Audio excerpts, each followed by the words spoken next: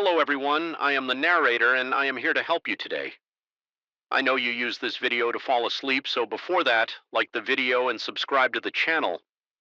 Also, where are you from and what time are you watching? Now get comfortable and relax. The first thing I noticed wasn't the broken lock or the scattered papers, it was the silence.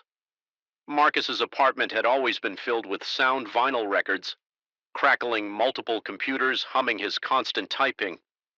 Now there was only the soft hiss of the refrigerator and my own breathing too loud in my ears. Something was wrong. The air felt charged like the moment before lightning strikes. I stood in the doorway, camera bag slung over my shoulder. Marcus had been missing for 3 days. No calls, no texts, nothing on social media. It wasn't like him to disappear, especially with our upcoming gallery exhibition. When he didn't show up for our final planning meeting, I decided to check his place. The splintered doorframe told me someone else had the same idea. The apartment was a disaster of overturned furniture and empty drawers, but there was something methodical about the chaos, as if the intruders had been searching for something specific. I moved through the living room toward Marcus's home studio, stepping over smashed picture frames and torn photography books. My skin prickled despite the disarray. Certain items, expensive electronics. Marcus's prized camera collection remained untouched. The studio door was ajar, a sliver of blue light spilling into the hallway. Marcus had been working on something new, something he wouldn't discuss over the phone. All he'd said was that it would change everything about how we see the world. I'd assumed it was pretentious photographer talk. Now I wasn't so sure. I pushed the door open. Unlike the rest of the apartment, the studio was immaculate. Marcus's main workstation hummed quietly, multiple monitors displaying what looked like code.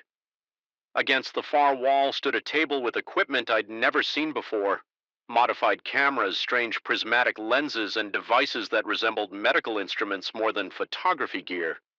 The centerpiece was a bulky headset connected to one of the cameras with dark lenses where eyepieces should be. Something about it seemed wrong, the angles too sharp, the materials too organic. I felt a compulsion to look away, but my curiosity was stronger. A notebook lay open beside the apparatus, filled with Marcus's cramped handwriting and diagrams I couldn't make sense of. Words jumped out at me: frequency adjustment, perceptual overlay, astral detection. The final entry, dated 3 days ago, read, "Final calibration complete. They're everywhere. God help us all." My pulse quickened. I picked up the headset, turning it over in my hands. It was surprisingly light, warm to the touch.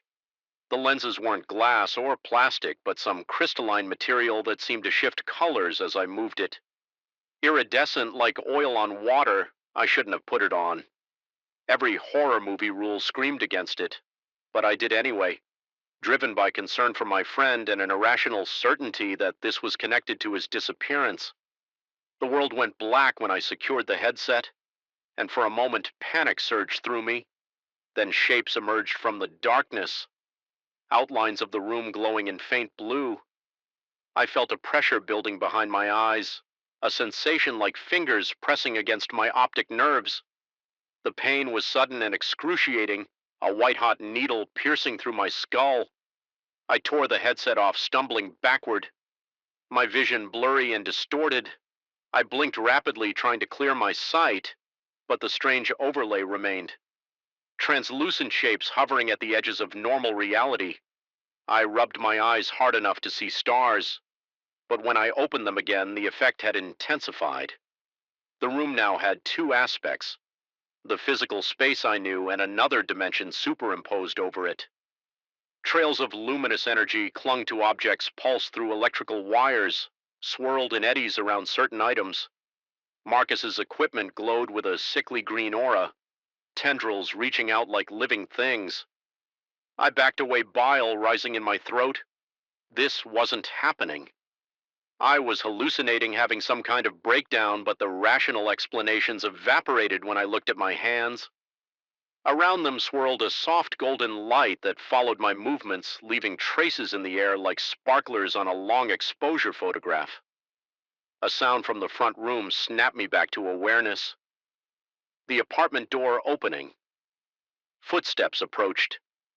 Too quiet, too measured. Without thinking, I ducked into the supply closet, pulling the door nearly shut. Through the crack, I saw three figures enter the studio. They looked human, ordinary.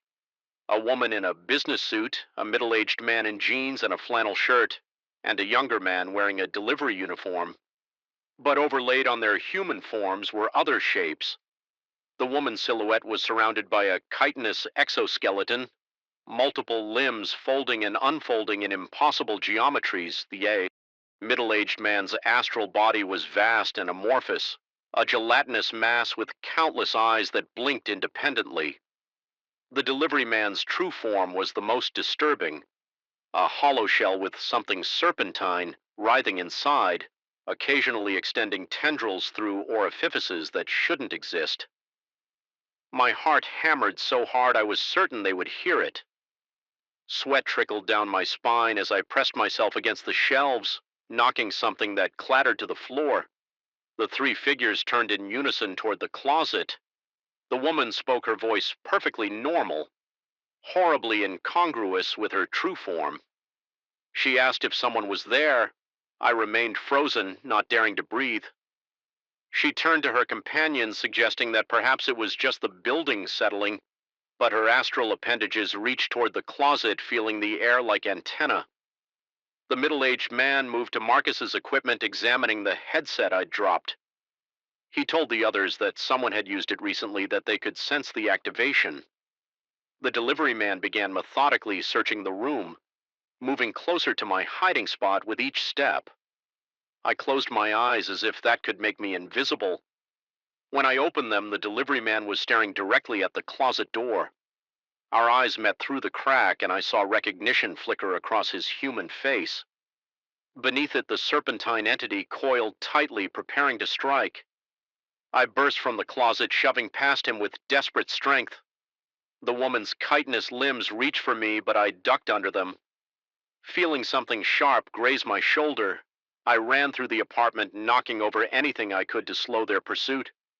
Behind me, they didn't shout or curse. They moved with terrible, silent efficiency. I made it to the hallway, sprinting toward the stairs instead of waiting for the elevator. My vision continued to shift between normal reality and the astral overlay. Making it difficult to judge distances, I stumbled several times, my lungs burning, adrenaline surging through my system in waves that made my extremities tingle and my temples throb. Outside, the world had transformed completely. Every person I passed had two aspects. Most were normal humans surrounded by warm-colored auras that fluctuated with their emotions. But others were like the three in Marcus's apartment, entities wearing human forms like ill-fitting suits, their true nature visible only to my altered eyes. I weaved through the evening crowd, constantly looking over my shoulder. They were following, not running, but moving with purposeful determination, communicating with subtle gestures. Worse, I noticed others joining them, alerted by some silent signal. A businessman checking his phone, a woman walking her dog, a street vendor closing his stall. All of them turned to track my movement, their astral forms writhing with predatory intent. I ducked into a subway station, buying time rather than escape. My phone had no signal underground, but I tried calling Marcus anyway, leaving a frantic voicemail about what I'd seen. How many of them were there? How long had they been among us? What did they want in the grimy bathroom mirror? I examined my eyes. They looked normal at first glance, but when I leaned closer, I could see something in the pupils. Tiny fractal patterns that shifted and realigned like living circuits. Whatever the headset had done to me was still happening. Still changing me. I splashed cold water on my face, trying to think. The subway car was half empty when I boarded. An elderly woman sitting across from me smiled kindly.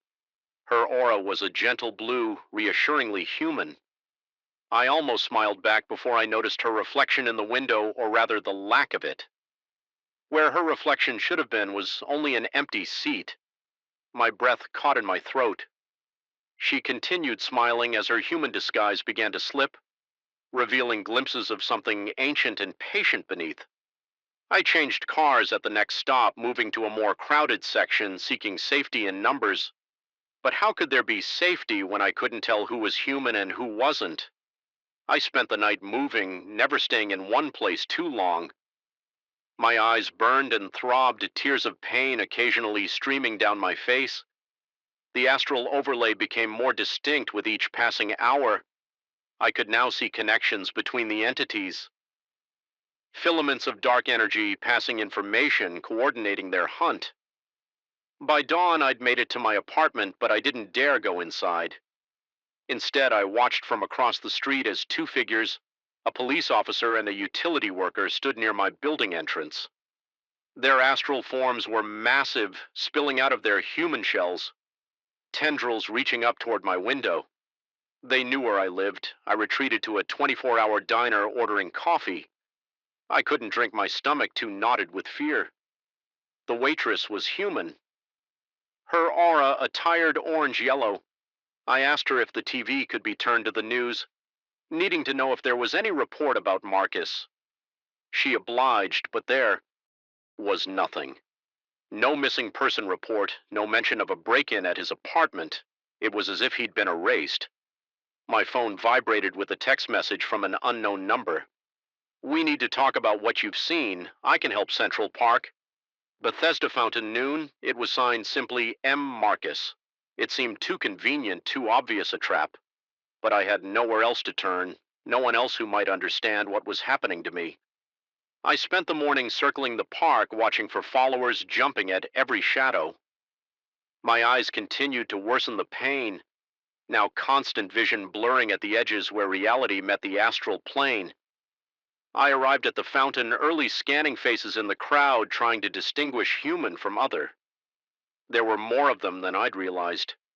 Perhaps one in every 8 people concealed something else beneath their human appearance.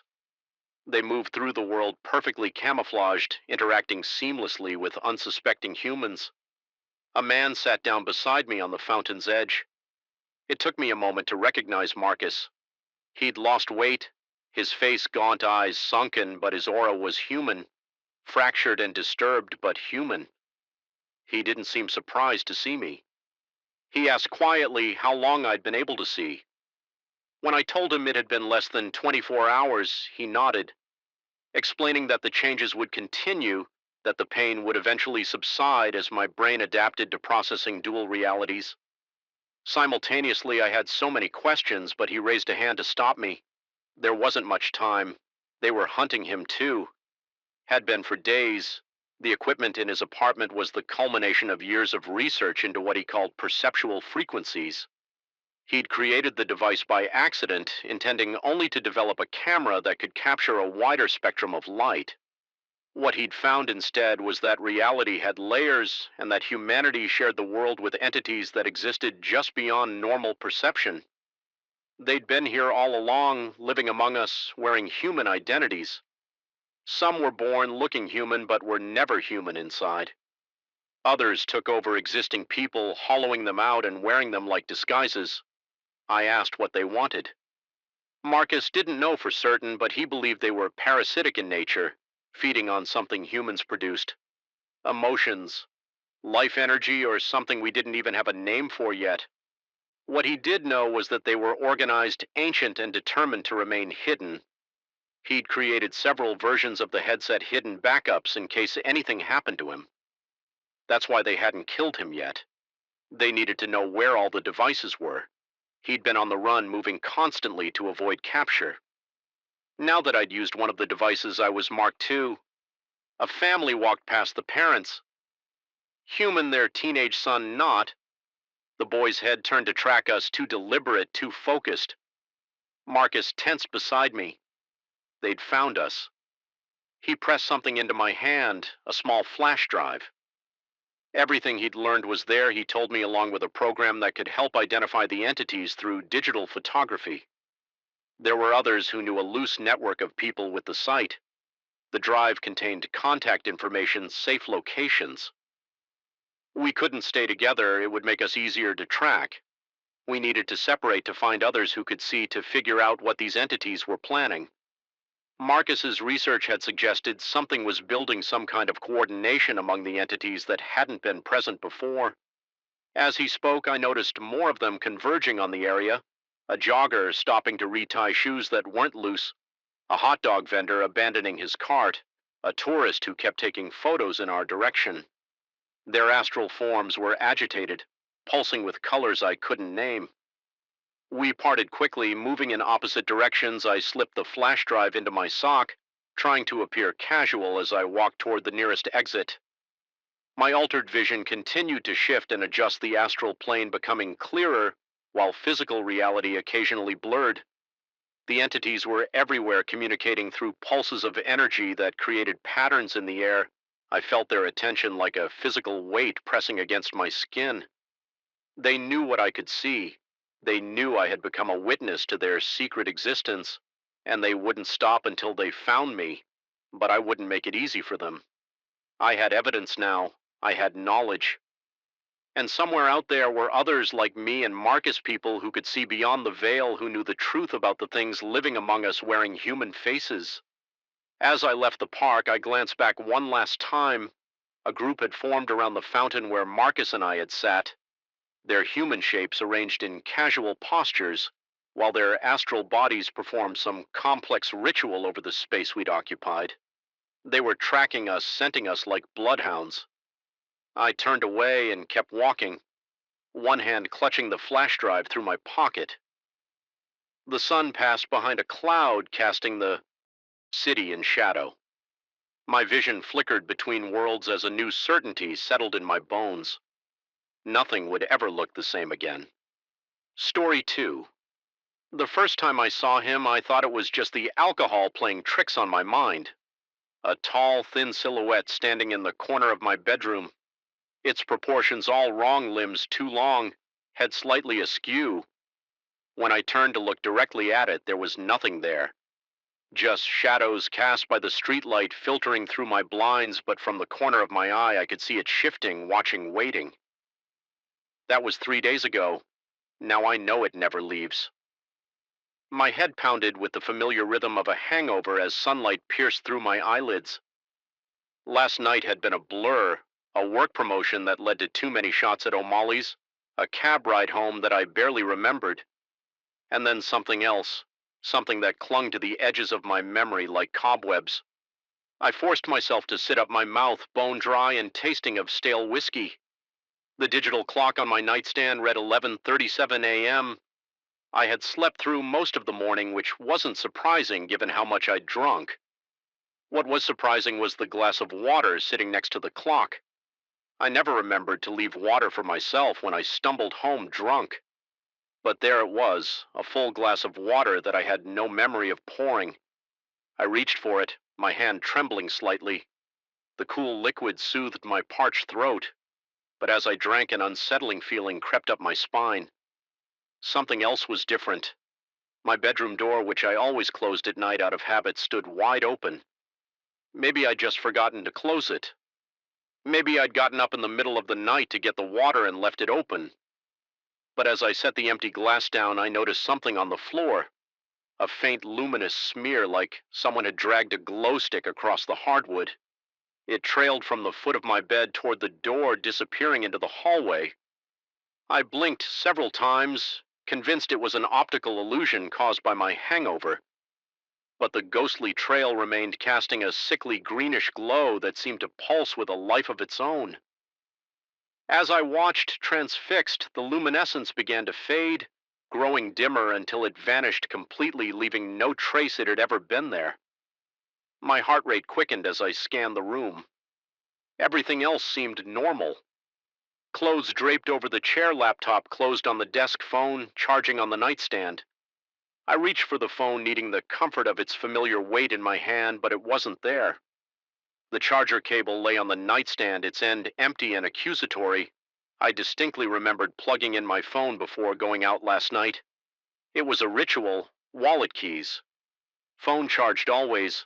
A floorboard creaked somewhere in the apartment. I froze, straining to hear over the pounding of blood in my ears. My apartment was old, built in the 1930s, and had all the quirks that came with age. Settling noises were common, but this wasn't the usual groan of old wood adjusting to temperature changes. This was the distinct sound of weight shifting on the floor.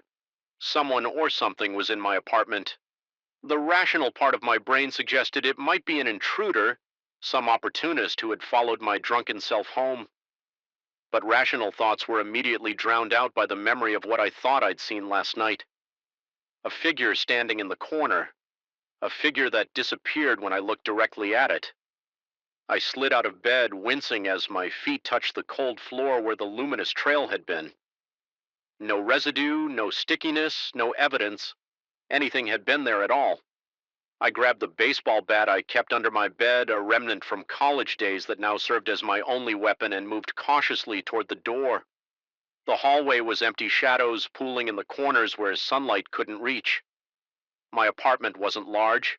A bedroom, bathroom, living room, and kitchen, all connected by this single hallway nowhere for someone to hide. Yet I couldn't shake the feeling of being watched. The living room came next. Everything seemed in order at first glance: couch, coffee table, TV, bookshelf. But then I noticed the photo frames on the shelf. All of them, every single one, was facing the wall. The backs of the frames stared at me like blank faces hiding the photos I knew were inside. Pictures of family friends my life captured in frozen moments. My mouth went dry again, but this time it wasn't from the hangover. I approached the shelf slowly, bat raised in one hand, and turned one of the frames around. It was a photo of my parents and me from last Christmas. Their smiling faces looked back at me, oblivious to the wrongness permeating my apartment. I turned another frame and another until all were facing the right way again. As I set the last one down, I noticed something on the coffee table that made my stomach lurch. My phone, which should have been charging in the bedroom, lay in the center of the table, its black screen reflecting the ceiling. Next to it was a half-empty glass of whiskey that I definitely hadn't poured. I picked up the phone with shaking hands. 3 missed calls from work. It was Monday and I was supposed to be at the office 2 hours ago, but that wasn't what sent ice water through my veins. It was the most recent app used on my phone. The camera, I tapped on it and the gallery opened to reveal dozens of new photos taken throughout the night. Photos of my empty apartment, photos of my living room, kitchen, hallway, photos of me sleeping taken from the corner of my bedroom where I thought I'd seen the figure standing. The bat clattered to the floor as I scrolled through image after image, each one more disturbing than the last. In some strange artifacts appeared lens, flares or light leaks that created elongated shadows stretching across the walls. In others, that same luminous substance formed patterns on the floor, swirls and symbols that meant nothing to me but seemed deliberate, purposeful. And then I came to the last photo. It showed my living room, the very room I was standing in. Now taken from the perspective of someone sitting on my couch, the room was empty except for a strange distortion in the air, like heat rising from asphalt on a summer day. Within that distortion, I could almost make out a face not human, with features that seemed to shift and flow even in the static image. The timestamp on the photo read less than 8 hours ago. My heart hammered against my ribs as I backed away from the coffee table. That's when I noticed the security camera in the corner of the ceiling, the one I'd installed after a break-in at the apartment next door last year. It blinked its red eye at me, a silent witness to whatever had happened in the night. I stumbled to my desk where my laptop sat and opened it with fumbling fingers. The security app connected to the camera immediately, and I navigated to last night's footage. There I was, arriving home at 1:43 a.m., visibly intoxicated, struggling with my keys before finally getting the door open. I watched as I staggered inside, threw my jacket over the couch, and made my way to the bedroom. Nothing unusual, yet I fast-forwarded through an hour of empty living room footage until motion triggered the recording again at 2:52 a.m. It was me returning to the living room in my t-shirt and boxers. But something was off about my movements, more fluid than they should have been given my inebriated state. I watched as I sat down on the couch and appeared to start talking, gesturing animatedly at the empty space beside me. There was no audio on the footage, but I could see myself laughing, nodding, even raising an imaginary toast to the air. After a few minutes, I got up and went to the kitchen, returning with the glass of whiskey and setting it on the coffee table. Then I sat back down and continued my one-sided conversation. Cold sweat beaded on my forehead as I watched. I had no memory of any of this. None. In the footage, I suddenly looked up as if startled by something and stared directly at the camera. My expression changed from jovial to concerned, then to something that looked like fear. I stood up, moved closer to the camera, and reached up toward it. The footage cut out. When it resumed a minute later, I was no longer in the frame. The living room was empty again, except for a faint trail of luminous material that hadn't been there before. It formed a path from the couch to the hallway, identical to what I'd seen in my bedroom this morning. I slammed the laptop shut, unable to watch anymore. My hands wouldn't stop shaking, and my breath came in short, painful gasps. I needed to get out of the apartment to clear my head, to convince myself that all of this had a logical explanation. I'd been drunk, possibly even hallucinating. Maybe someone had slipped something into my drink at the bar that would explain the memory gaps, the strange behavior on camera, but it didn't explain the luminous trails or the moved phone or the backwards picture frames. I dressed quickly, not bothering to shower, and gathered my wallet and keys. As I reached for my phone on the coffee table, something caught my eye. Movement reflected in the black screen. I whirled around, expecting to see someone behind me, but the living room was empty. When I turned back, my phone was gone. It had been there just seconds ago, and now it was gone. My breath hitched in my throat as panic began to set in. I dropped to my knees, looking under the coffee table, then the couch, then every piece of furniture in the room. Nothing. A soft thud came from the kitchen. I rose slowly, every muscle tense. The kitchen doorway gaped like an open mouth, shadows pooling inside. Despite the late morning sun streaming through the windows, I moved toward it, telling myself it was just something falling, maybe a dish settling in the drying rack. My phone lay in the middle of the kitchen floor, its screen now illuminated, open to the text messaging app. A new message had been typed but not sent. "Do you see me now?" The word swam before my eyes as the room seemed to tilt. I braced myself against the doorframe, fighting the urge to vomit. This wasn't happening. It couldn't be happening. From the corner of my eye, I saw movement, a tall, thin shape standing by the refrigerator. When I turned to look directly at it, there was nothing there, but I knew with a certainty that chilled me to the bone that something was watching me. Something that could move my possessions, use my phone talk to me while I was drunk and vulnerable. Something that could pass through walls. I backed out of the kitchen, unable to tear my gaze away from the spot where I'd glimpsed the figure. As I retreated, the lights in the kitchen flickered once, twice, then went out completely, plunging that section of the apartment into darkness. Despite the daylight outside, I ran out of the apartment, down the 3 flights of stairs, into the street where normal people were going about their normal Monday lives. The sun warmed my face, but did nothing to dispel the cold horror that had taken root inside me. I walked aimlessly for hours, trying to make sense of what was happening. By the time evening fell, I had convinced myself that I was having some kind of breakdown. The stress of work, too much alcohol, not enough sleep. It was all catching up to me in the form of paranoid delusions. I needed rest, proper food, maybe even to talk to someone professional. But first I needed to go home and face my empty apartment. The building was quiet as I climbed the stairs. Most residents still at work or out for the evening. I paused outside, my door key in hand, listening for any sound from within. Nothing, just the normal creaks and groans of an old building. I entered cautiously, flipping on every light switch as I moved through the rooms. Everything looked normal. The photo frames were still facing the right way. My phone was where I'd left it, on the kitchen floor. The security camera blinked it. Steady red eye. Relief washed over me as I sank onto the couch. It had been my imagination, after all. Fueled by a wicked hangover and possibly some kind of sleep disturbance. I'd make an appointment with my doctor tomorrow, maybe take a few days off work to recover properly. As I leaned back, something crinkled under the cushion. I reached beneath me and pulled out a piece of paper that hadn't been there before. It was a printout from my own printer, showing a single image, The last photo from my phone, the one with the strange distortion in the air. But this version was different. Something had circled the distortion in red ink and written beneath it in jagged, uneven letters. "I've always been here." My blood ran cold as I stared at the words. That's when I felt it. A presence behind me looming over the couch. I could see it in my peripheral vision. Impossibly tall, impossibly thin, its limbs at angles that no human body could achieve. I wanted to turn to confront it, but my body wouldn't respond. I was frozen, paralyzed by a fear so profound it felt like drowning. The lights flickered throughout the apartment, and in the momentary darkness, I felt something cold brush against the back of my neck.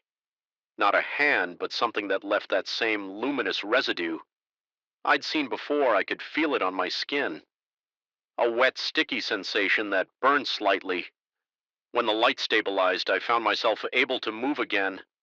I leapt from the couch, whirling around to find nothing, just the empty apartment. But the sensation on my neck remained. I rushed to the bathroom and turned my back to the mirror, craning my neck to see. There it was, a glowing handprint too large and with too many fingers to be human spread across my neck and upper back. As I watched in horror, the luminescence began to fade just as it had on the floor that morning. But something else was happening now. The mirror was fogging up. Despite there being no hot water running, condensation spread across its surface in uneven patches until the entire mirror was obscured. Then slowly letters began to appear in the fog as if traced by an invisible finger. "You invited me in."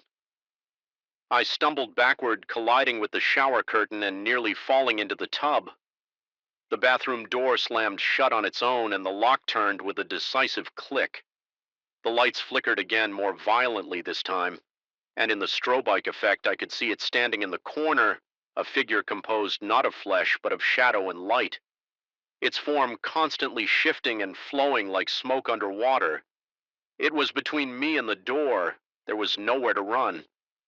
I pressed myself against the far wall, feeling the cold tile against my back, my breath coming in ragged gasps. The thing moved closer, not walking but gliding, leaving those luminous trails with each movement. In the pulsing light, I could make out more details: limbs that bent at too many joints, a head that seemed to change shape with each flicker, and where its face should have been only darkness, punctuated by points of light like distant stars. My mind reeled as fragments of memory from the night before began to resurface, coming home drunk, sensing a presence in the darkened apartment, speaking to it, inviting it to sit with me, to drink with me. In my intoxicated state, I had thought it fascinating, not frightening, an impossible visitor that could move through walls and bend reality. I had invited it in, and now it wouldn't leave. The bathroom lights gave one final violent flicker before going out completely. In the darkness, I felt it draw closer, its presence overwhelming in the small space. The air grew thick and cold, making it difficult to breathe. I could smell something accurate and alien like ozone mixed with copper. I closed my eyes, certain that this was the end, that whatever this entity was, it had come to claim me. But instead of pain or oblivion, I felt something press into my hand, something small and hard and familiar. My phone. When the lights suddenly came back on, I was alone in the bathroom. The door was unlocked and slightly ajar. The mirror was clear, with no trace of the message that had been there moments before. I looked down at the phone in my hand, its screen illuminated to show the security camera app. With trembling fingers, I pressed play on the most recent footage. There I was, entering the apartment just minutes ago, walking through the room, sitting on the couch, finding something under the cushion, but it wasn't a piece of paper. There was nothing there at all. I watched as I stared at my empty hand, then suddenly leapt up and ran to the bathroom. The footage showed me standing in front of the mirror, touching the back of my neck where there was nothing to see, talking to empty air, backing up against the wall as if cornered by some invisible threat. The camera hadn't captured anything unusual. No flickering lights, no entity, no luminous trails. Just me alone, acting out a terrifying encounter with something that wasn't there. I sank to the bathroom floor, the cold tiles grounding me in reality. Had I imagined it all, was I losing my mind as if an answer? The phone in my hand vibrated with an incoming text message, unknown number. I opened it with numb fingers to find 3 words that made my heart stop. See you tonight. I stared at the screen until it went dark, reflecting my pale face back at me. And in that reflection, just over my shoulder, I could see it watching me from the corner of the room. A distortion in the air that disappeared when I spun around. I know now that it never leaves. It's always here, just at the edge of vision, waiting for night to fall, waiting for me to let my guard down again. I've stopped drinking, stopped sleeping, installed more cameras, more lights. But none of it matters, because how do you escape something that can move through walls? How do you fight something that exists in the corner of your eye?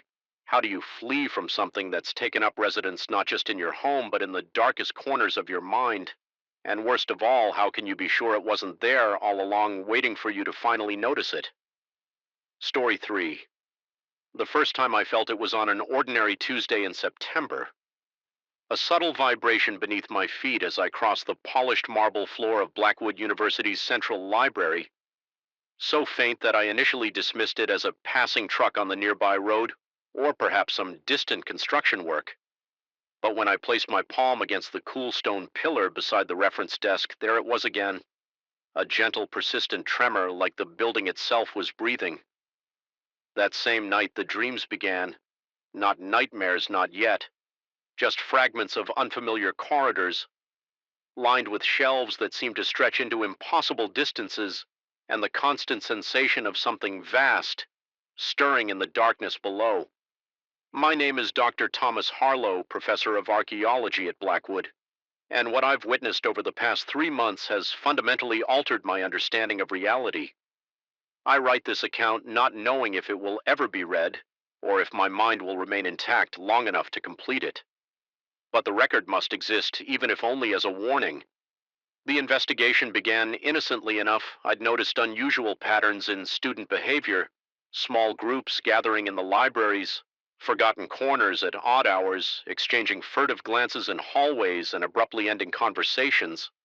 When faculty approached academic politics being what they are, I initially suspected some trivial undergraduate rebellion or cheating scheme. Looking back, I wish it had been something so mundane.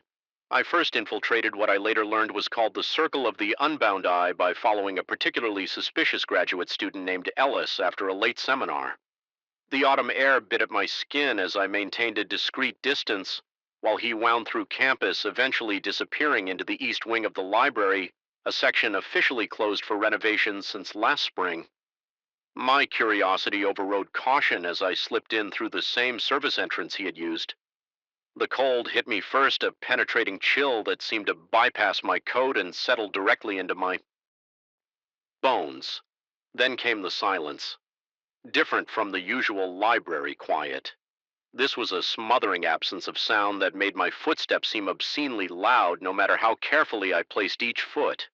Navigating through dust-covered stacks, I followed the faint glow of light coming from what had once been the ancient texts repository.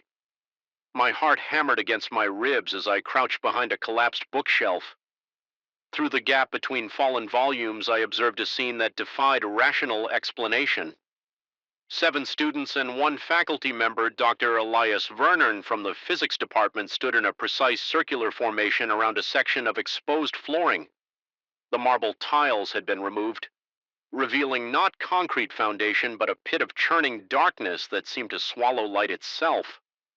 Ellis and the others chanted in a language I couldn't identify, the syllables harsh and guttural, yet flowing with a perverse rhythm that made my stomach clench as I watched the darkness in the pit begin to fold.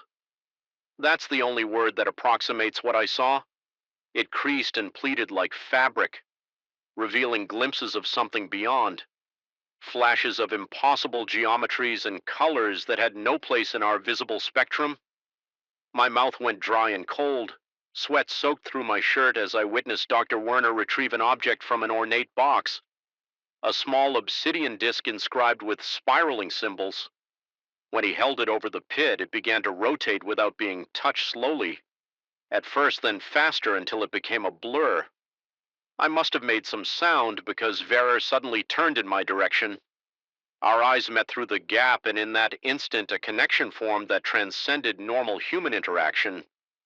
His pupils dilated until they nearly consumed the iris, and I felt a pressure inside my skull as if something foreign had slipped into my mind and was feeling its way around.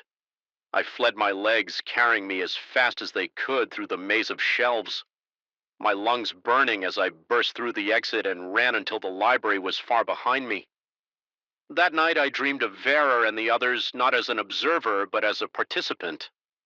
We stood together around the pit, our voices joined in that same repellent chant. In the dream, I understood every word and invocation to something ancient, buried beneath the university grounds, something that had slept for millennia but was now stirring in response to our call. I felt its consciousness brush against mine, vast and cold and unutterably alien. When I awoke, my throat was raw and my lips formed words I did not know. Over the following weeks, I conducted my investigation with methodical precision, dividing my time between official university duties and increasingly bold surveillance of the circle. I accessed restricted historical records that revealed Blackwood had been built upon the ruins of an older structure, not a European settlement as commonly believed, but something far older that predated colonial history. References in the original university charter mentioned a guardian obligation and the sealed repository, but details were frustratingly vague. My breakthrough came when I discovered a forgotten subbase entrance hidden behind an environmental systems panel in the anthropology building. The narrow stone staircase descended far deeper than any modern foundation should have gone, the air growing increasingly stale and cold as I ventured down with only my flashlight illuminating the way. Each step sent shivers of anticipation up my spine, my ears straining for any sound beyond my own careful movements. At the bottom, I found evidence of recent excavation, modern tools alongside centuries-old artifacts. The circle had been busy. Display cases contained objects that defied classification, metallic components with no discernible purpose, crystalline structures that seemed to shift configuration when not directly observed, and tablets inscribed with the same spiraling symbols from Vera's obsidian disk. I made the critical mistake of touching one of these artifacts, a small pyramid-shaped object that appeared to be made of copper, but felt wrong against my skin, too light, and somehow slippery as if partially phased out of our reality. As my fingers closed around it, a jolt of electricity shot up my arm and the room around me momentarily dissolved. For a fraction of a second, I perceived the true nature of the chamber. Not an archaeological storage room, but a node in a vast network that extended through dimensions beyond human comprehension. The pyramid burned cold in my palm, and I couldn't release it until the vision passed, leaving me gasping and disoriented, the taste of metal flooding my mouth. I pocketed the artifact without fully understanding why. That night I examined it in my campus apartment, placing it on my desk where it occasionally emitted a faint humming noise that made my teeth ache. Sleep, when it finally came, thrust me once more into the shared dreamscape with the circle members. This time they noticed me. Ellis approached in the dream, his movements too fluid to be natural, his smile stretching inhumanly wide as he welcomed me to the awakening. Vera stood behind him, nodding approvingly, explaining that they had sensed my connection from the beginning. The pyramid had merely accelerated the inevitable. I woke to find my notebook filled with drawings. I had no memory of creating intricate diagrams of the library's foundation and what appeared to be a massive chamber beneath it, along with calculations and equations far beyond my mathematical expertise. My hands trembled as I flipped through page after page of this impossible work. The most disturbing element was not the content, but the handwriting, unmistakably mine, yet executed with a precision I could never achieve while conscious. In the days that followed, my perception began to fragment. Reality seemed increasingly thin, transparent in places. Walking across campus, I would catch glimpses of something else superimposed over the familiar buildings, a different architecture, ancient and non-Euclidean, that seemed to exist simultaneously with our own students. Passing by occasionally flickered their faces, momentarily replaced by writhing patterns of light that left after images burned into my vision. The pyramid grew warmer each day, eventually requiring me to store it in my freezer to stop the constant humming. Even there, it affected the surrounding space, food items in proximity to it, spoiled in strange ways, developing colors and textures that nothing organic should possess. My dreams became more vivid, more directive. The entity beneath the library was communicating through us using the circle as conduits, but reaching out to others with compatible neurological patterns. It was lonely having slumbered alone for ages beyond counting. It was hungry for connection. It was waking up. I realized I needed to witness a full ritual to understand what I was facing. Using information gleaned from my dreams and notebook scribblings, I determined the next gathering would occur during the new moon. 3 days hence, I prepared meticulously, fortifying myself with stimulants to avoid falling into trance and bringing recording equipment to document whatever transpired. The night arrived cold and moonless, the campus unusually quiet as I made my way to the library. My heart pounded so loudly I feared it would give me away, and my mouth felt like parchment as I slipped once more into the east wing. This time I knew exactly where to go and how to avoid detection. The circle had expanded. 15 members now, including 2 more faculty and several individuals I didn't recognize as university affiliates. They had cleared a larger area around the pit, which had grown significantly wider since my first observation. From my hiding place behind a support column, I watched as they arranged artifacts similar to my pyramid in a precise geometric pattern around the pit's circumference. Each object began to vibrate and emit a pale light that bent unnaturally around corners. Verer led the proceedings, his voice stronger and more confident than in previous rituals, his body moving with that same unsettling fluidity I had observed in Ellis during our shared dream. The chanting began, and despite my precautions, I felt my consciousness being pulled toward their collective focus. My vision blurred, reality seeming to fold along invisible seams. I bit my tongue hard, using pain to maintain my grip on awareness. Blood filled my mouth, warm and coppery, as I activated my recording devices with trembling hands. What happened next defies conventional description. The pit expanded suddenly, the darkness within it, not merely an absence of light, but a substance with properties of its own. It rose like a liquid, forming tendrils that reached toward the artifacts, connecting them in a network of shadowy filaments. Where these filaments intersected, tiny ruptures appeared in the air itself, microscopic tears in reality through which something else became visible. I struggled to make sense of what I was seeing through these openings. Vast landscapes of crystalline structures under skies of impossible colors, the interior of some colossal organism, or perhaps something that human perception simply couldn't process without translating into more comprehensible imagery. My recording equipment malfunctioned, the screens displaying only static or fractured geometric patterns. The circle members now moved in perfect synchronization, their bodies serving as anchors for the expanding network of darkness. Verer's voice rose to a crescendo as he held the obsidian disc high above the pit. The disc shattered fragments hovering in midair, each piece becoming a window to somewhere else. Through one, I glimpsed what I can only describe as a city, though that word is wholly inadequate, stretching across dimensions populated by entities that shifted between states of matter as they moved through structures that simultaneously existed and didn't exist. My pyramid artifact still in my pocket began to vibrate. Violently, heat seared through my clothing, and I instinctively reached to remove it, burning my fingers in the process.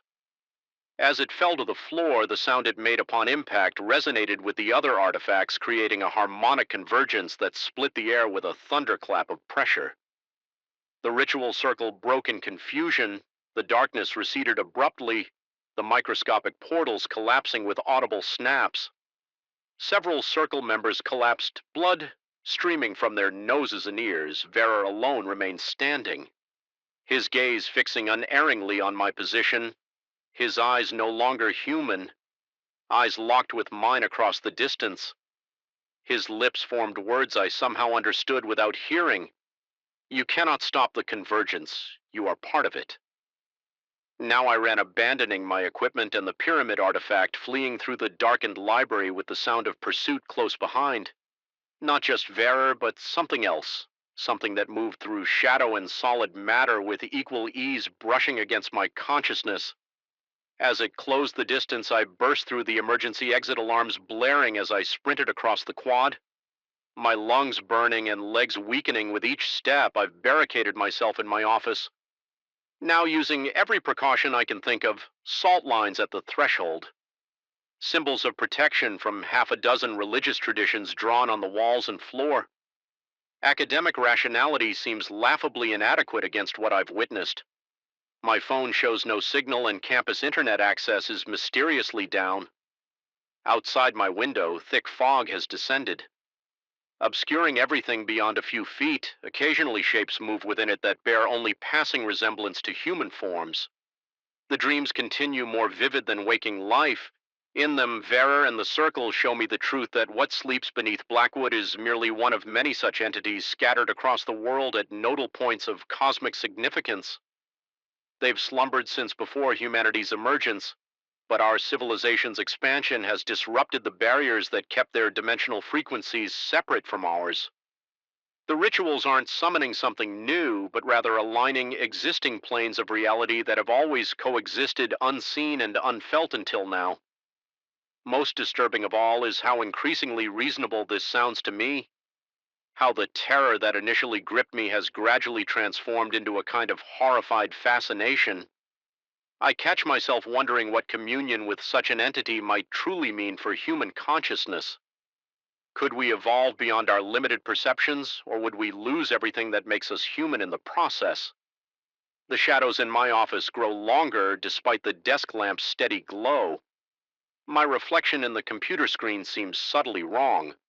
My movements slightly out of sync. My expressions not quite my own. The vibrations have returned stronger now, making the pens on my desk roll without assistance, and the frame of my doctoral diploma tap, rhythmically against the wall. Last night I finally saw its face in my dreams, or rather I perceived whatever aspect of itself it chose to present to my limited consciousness.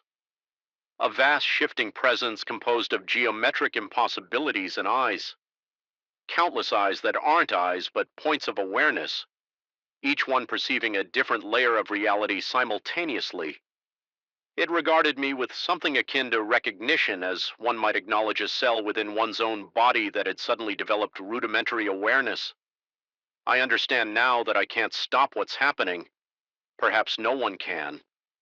The entity beneath Blackwood has been awakening gradually for decades, reaching out through dreams and influencing subtle patterns of thought and behavior across the university.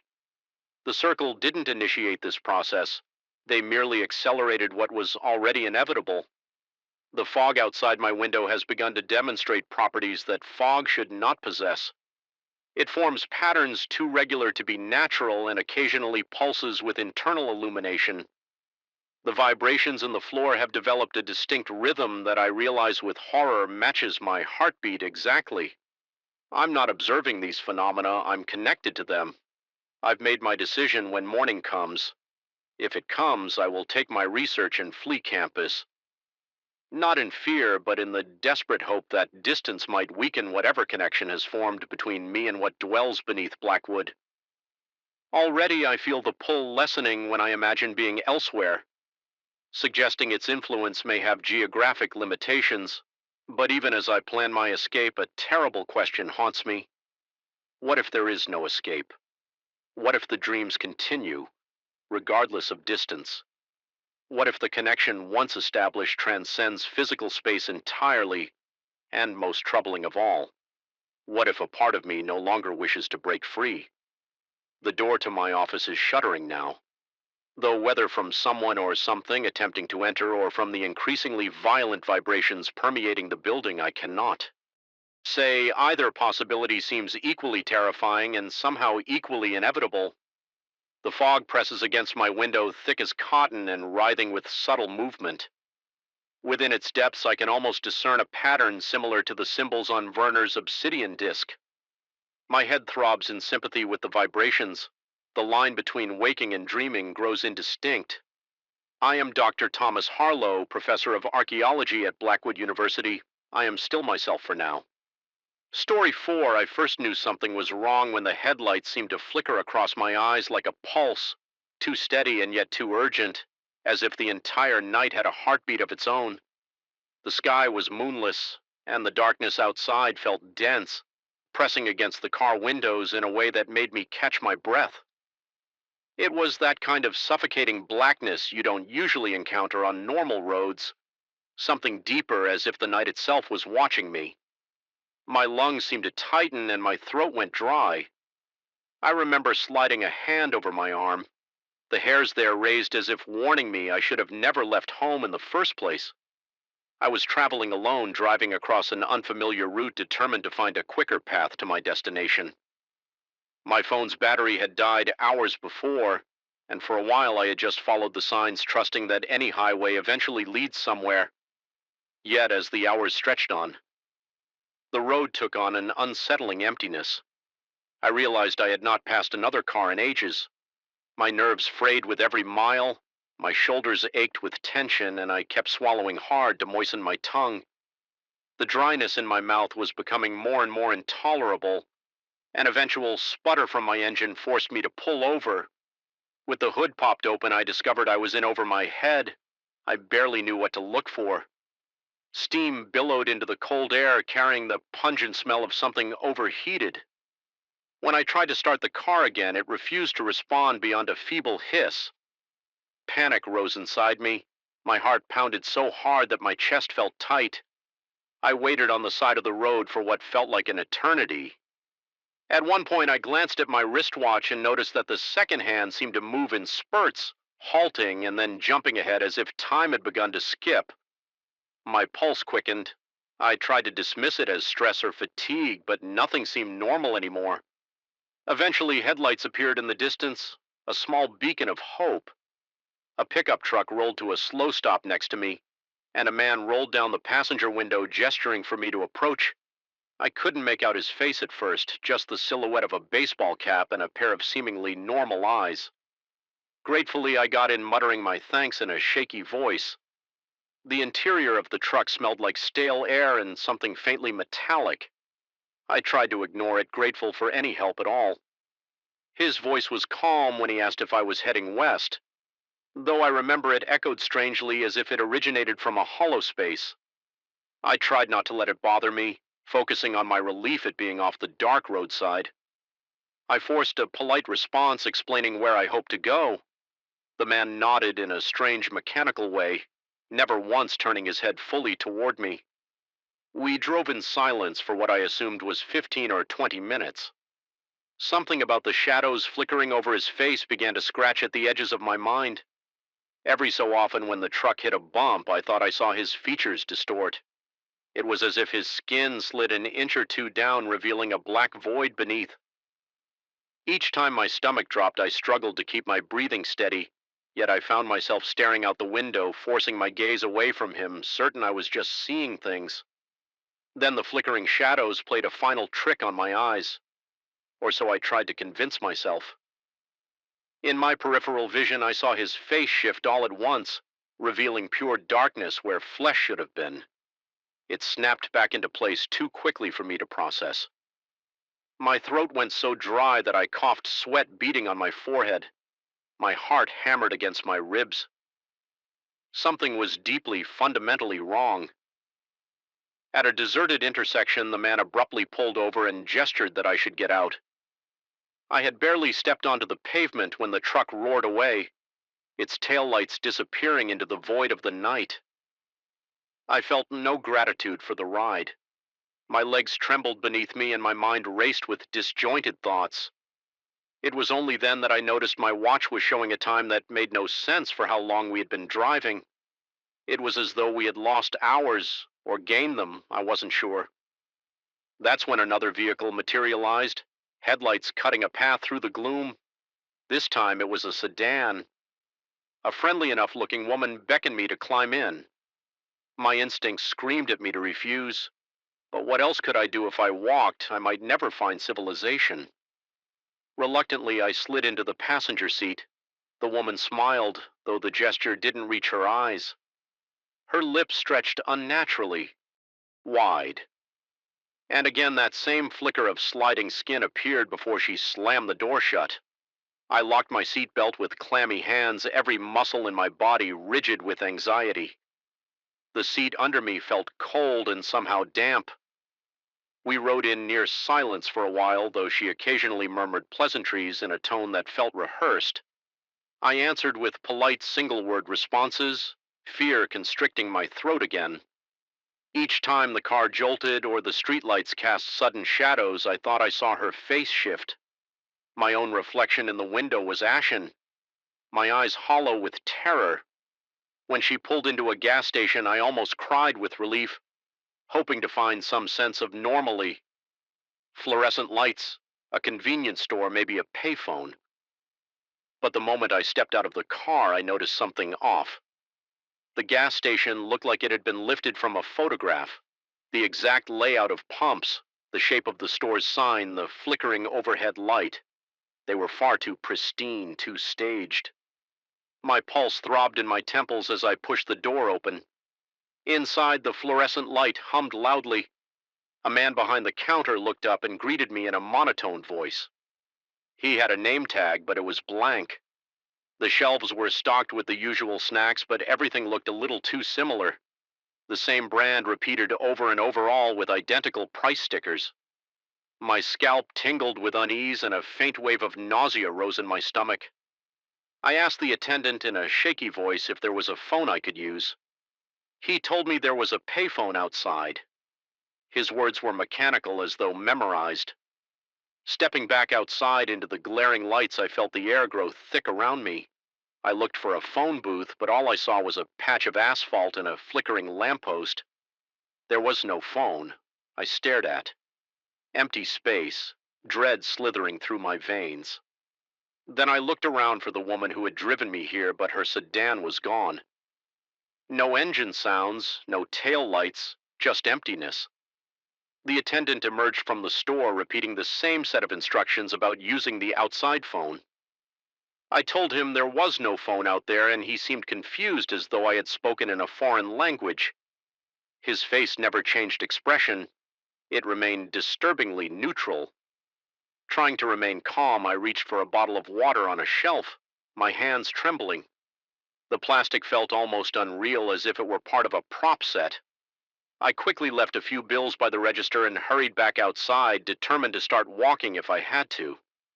To my relief, a few minutes later, a faded SUV pulled up to one of the pumps and a man in a hooded sweatshirt got out. I approached him cautiously, sweat trickling down the back of my neck. My heart pounded so loudly I could feel my pulse in my ears.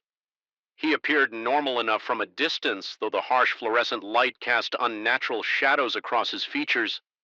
He asked if I needed a ride, but his voice was too toneless. I tried to reason with myself that maybe he was just tired or had driven a long way. Desperate, I accepted the offer once again. As soon as we were back on the road, everything felt wrong. My compass wouldn't settle on a direction. The needle jittered wildly, spinning from north to east to south. In erratic bursts, I checked the man's dashboard and noticed that his digital clock was blinking. Nonsense characters. My breath came in shallow gasps. With each flicker of oncoming headlights, though we never once passed another vehicle, I felt my skin crawl. The road itself appeared to be changing lines, shifting in color or vanishing altogether. The outside world looked like an unfinished painting that kept repainting itself. Rolling hills one moment, dense forest the next, and then a desert-like plain. My eyes stung from trying to make sense of the impossible transitions. I could barely keep my head clear, and my stomach churned with motion sickness. We passed another gas station, but it was identical to the previous one, down to the cracked neon sign in the front. I saw the same blank-faced attendant through the window. My chest constricted at the sight, a cold sweat sliding down my face. I forced the driver to pull over, claiming I needed to stretch my legs. The moment I stepped out, I realized it was the very same station. Every detail matched, from the flickering bulb in the overhead lamp to the angle of the store window.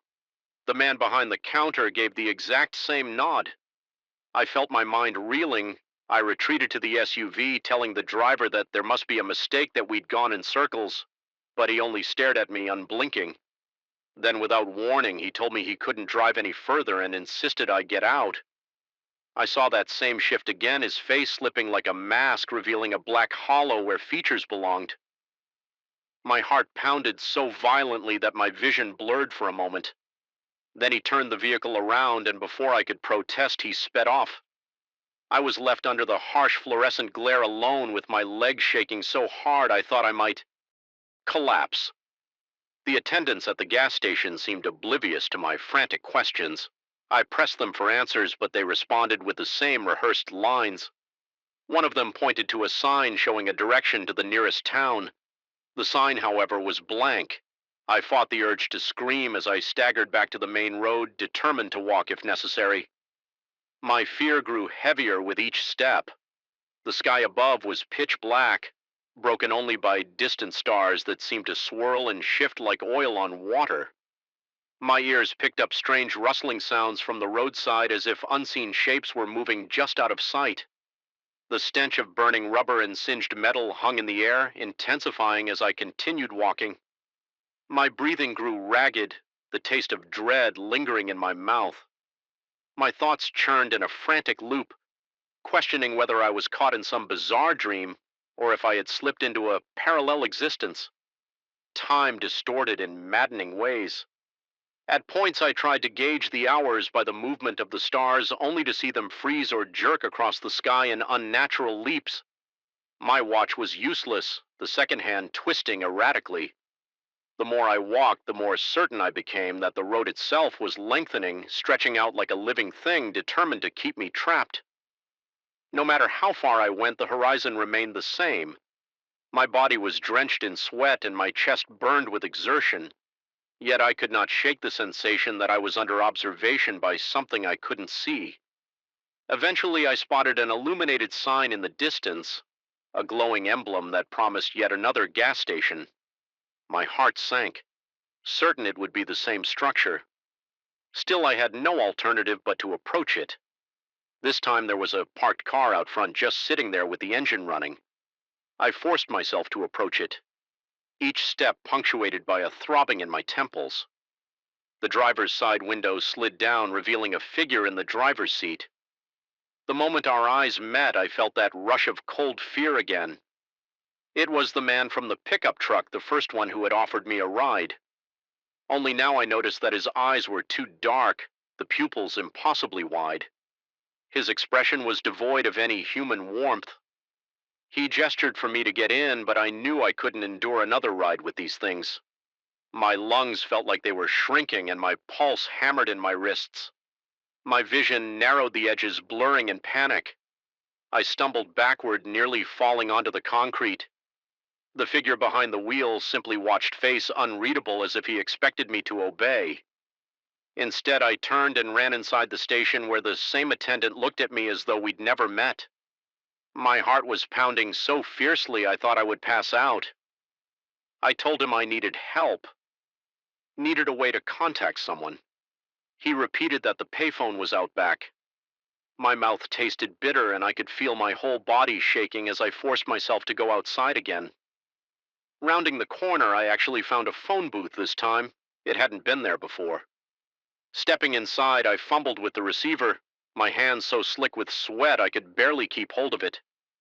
My breath came in panicked bursts. I dialed the only number I remembered, but the line hissed with static. Then, before I could hang up, a voice whispered my name. It was distorted, layered over with a low hum. My heart lurched. I tried to stammer out a reply, but the voice cut in and said something I couldn't fully understand, sounded like a threat or maybe a warning. Then the line went dead. I dropped the receiver and stared at it. Swinging in front of me, my pulse thudding in my ears. I felt a presence behind me. Glancing over my shoulder, I saw no one. Yet I sensed something was there. My spine tingled and my stomach lurched. I ran. I didn't care where the road led anymore. I just needed distance from that booth, from those emptiness-faced figures. My feet pounded the asphalt, lungs burning, until eventually I found myself at another identical station. I screamed in frustration, fists clenched, chest heaving. In a last desperate act, I turned off the road entirely, cutting through a patch of trees. The branches scratched at my arms and the ground was uneven. My ankles threatened to twist with every step. Yet as soon as I emerged on the other side of the tree line, I saw something that made my breath catch. The horizon was lit by the faint glow of a sunrise. The road behind me was visible, but looked somehow distant, as though receding into a dark haze. I realized I might have escaped the infinite loop of those rides, those gas stations. Stumbling forward, I discovered another highway, one that showed signs of genuine life. Scattered cars, blinking taillights, the glow of a real city in the distance. My entire body trembled with relief. My shirt was soaked with sweat, and every beat of my heart reverberated in my skull. I was panting so hard I had to fight for each breath. But with every careful step toward that city light, I felt the grip of that impossible road loosen just a bit. I don't know how many hours passed before I finally made it to a populated area. The morning air was crisp and the sun felt almost unreal on my skin. My phone started buzzing with messages all at once, as if it had been out of time and space entirely. I still can't explain what happened or how I managed to break free. Sometimes I catch my reflection in mirrors, worried. I'll see my face slip, revealing a black void beneath. Other times I'll wake in the middle of the night, soaked in sweat, certain that a strange figure stands outside my window, a driver waiting to take me back to that endless highway. I have no proof of my journey, no photographs or messages, but I can still taste the acrid fear in my mouth when I think about it. The thick stench of stale air in those trucks and sedans, the mechanical politeness of the station attendants, the way time seemed to twist like a living thing. Sometimes I wonder if I truly escaped, or if I'm just in another layer of that infernal loop, biding my time before the road finds me again. Even now, when I drive late at night, I feel my heartbeat stutter. If I glimpse headlights in my rearview mirror, I grip the wheel until my knuckles go white, because part of me knows the truth. Once that road has you, it never really lets go. I survive day by day, waiting for the next flicker in reality, the next slip of a human face, the next gas station that appears just a little too familiar. And every time the sun goes down, I feel the darkness press in, as though it's a reminder I was allowed to leave once, but nobody said it wouldn't happen again. Story 5. I could feel something was wrong the moment I stepped off the tour bus. The sky seemed darker than usual, and the mountain air tasted stale, as if it had been trapped below ground for centuries. Everything felt off, like a picture hung slightly askew or an echo in a place that should have been silent. Even before I set foot inside the cavern, my heart was already hammering in my chest, and I felt the tiny hairs on the back of my neck prickle. It was the kind of unsettling aura you can't quite pinpoint. You just know you're in the presence of something that shouldn't exist in the normal world. I had signed up for a guided excursion through the renowned caves in the region, known for their bizarre rock formations and rumored hidden passages. I've always been drawn to the unknown, but never had I anticipated the kind of dread that slowly gnawed at my insides as we gathered at the cavern's entrance. A slight metallic taste formed in my mouth, and the crisp mountain air gave way to a dank claustrophobic chill that slithered down my spine. We were greeted by a guide who introduced himself in a voice too calm, too measured. I recall him stating in passing that these caves had once been used for rituals centuries ago. He mentioned that local legends spoke of portals to other places beneath the rock, though he laughed it off as folklore. Yet his eyes didn't seem to match the casual tone of his words. In that moment, I felt a flutter of anxiety, but I brushed it aside as just another tourist's nervous excitement. Still, the deeper we moved into the winding caverns, the more I became aware that something was subtly amiss. Shadows danced across the jagged walls, and the hush of our footsteps made the air feel heavy. My flashlight beam flickered more times than I was comfortable with, and the small digital camera I brought along began to glitch. I chalked it up to poor batteries. But I also noticed that the watch on my wrist was slowing down, ticking in a bizarre, uneven rhythm. If at first it was just a few seconds behind, soon it had stopped altogether. That realization made my pulse throb in my temples. I ran my hand over my forehead and noticed small beads of sweat, even though it was cold enough that I should have been chilled to the bone. As I walked in line behind the other travelers, I saw the guide linger around certain corners. He would vanish from sight for a few seconds as though he were slipping through cracks in the wall.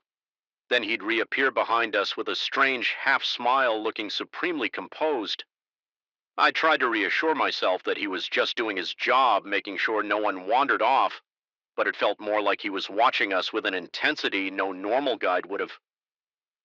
Occasionally, I caught glimpses of Autolove's deep recesses in the cavern walls that weren't on any official map. The guide mentioned these secret areas, describing them as unstable sections that visitors weren't allowed to explore, but his words were delivered with a strange emphasis as if he wanted to gauge our reactions. In the distance, I heard soft echoes that didn't line up with our group's footsteps, like the faint scuff of a shoe or a hushed gasp somewhere behind the rock formations. My breathing grew shallow, and I tried to tell myself it was just a normal sound distortion in a cave. Still, it gave me chills. Not long after the group approached a narrow tunnel, the guide motioned for everyone to follow him, explaining in an oddly detached tone that beyond the tunnel lay a part of the cave seldom seen by the general public. With each step, the darkness intensified and my flashlight sputtered again. As we moved forward, I could feel my heart pounding so fiercely it threatened to drown out any other sound. My clothes clung uncomfortably to my clammy skin, and the air seemed too thick to breathe properly. Just as I was about to panic, the tunnel opened into a broad cavern, dimly lit by strange mineral deposits that shimmered in the faintest trace of light. The guide pointed out unusual rock formations, but I noticed his manner had turned odd. He no longer had the blank, overly polite expressions typical of a tour guide. Instead, he looked almost sorrowful, like someone in mourning. I overheard him telling another tourist a half-whispered detail. These caves had long been rumored to be gateways to pockets of reality beyond our own. I shuddered, feeling the hairs on my arms stand up. His words felt too certain, too knowing. My palms grew slick as we pressed on, and my pulse kept spiking with every minor noise. At one point, I felt a whisper of movement behind me and whirled around. There was nothing there, at least nothing visible. The only sign that something was off was how my breath came out in short, ragged bursts, and how my heart hammered against my ribs like it wanted to escape my chest. Eventually, the guide led us down another corridor narrower than the last and then into a hidden chamber. The moment I stepped inside, I sensed a powerful shift, like I'd moved through an invisible veil. My watch, which had been running sporadically now, froze completely. A man next to me shook his phone and tapped at the screen, complaining that it had abruptly gone dead. Another person tried to turn on a flashlight app, but it refused to work. In the stale silence, I detected a subtle hum in the air. It seemed to resonate in my bones and behind my eyes. I felt the tension in my gut ratchet up several notches. My breathing was shallow again, and I could smell a faint sulfuric stench that made my nose wrinkle. The guide's voice turned low and hoarse, and there was a palpable sense of dread that nearly buckled my knees. He began describing the dimensional pockets rumored to exist in these caves. He said that sometimes at the right moment a passageway could open and draw travelers into another realm. He alluded to lost souls that roam these shadows, trapped between dimensions. He spoke of a guardian, an entity forced to remain behind whenever someone else broke free. My mind reeled, my thoughts raced, trying to find a logical explanation, yet the ominous chill suffusing this part of the cave seemed beyond rational comfort. The space was too quiet. My slightest movement echoed unnaturally loudly, as though the walls were pressing inward. My chest tightened and I felt sweat trickling from my temple. Then the guy disappeared into one of the dark aisles. No announcement this time, no explanation. He just vanished. Unable to subdue my curiosity, I edged closer to the spot where he'd gone. My heart hammered in my ears and my breathing felt constricted, as if the air itself were turning to sludge. My instincts told me to get away, but I also couldn't ignore the bizarre magnetism pulling me forward. As I peered into the recess, I glimpsed a faint glow along the rocky surface, almost like a shimmering veil. Something about it made my stomach clench. I could have sworn I saw ghostly silhouettes shifting within that glow, like shapes struggling against a barrier. My mind screamed at me to back off, but my legs refused to listen. That's when I heard him call out. His voice eerily layered, as though multiple people spoke simultaneously. He said the caves needed new souls, new watchers. He explained that these fleeting portals had to be fed, or the spirits trapped within wouldn't ever find release. His voice sounded mournful, desperate. I felt a prickling sensation at the back of my skull, as if the threat of some incomprehensible force were closing in. The others in my group began to notice the guide's absence and started murmuring nervously. A wave of panic ripped through the crowd like a contagious fever. A few people shouted in confusion, wanting to turn back. The subterranean darkness felt suffocating.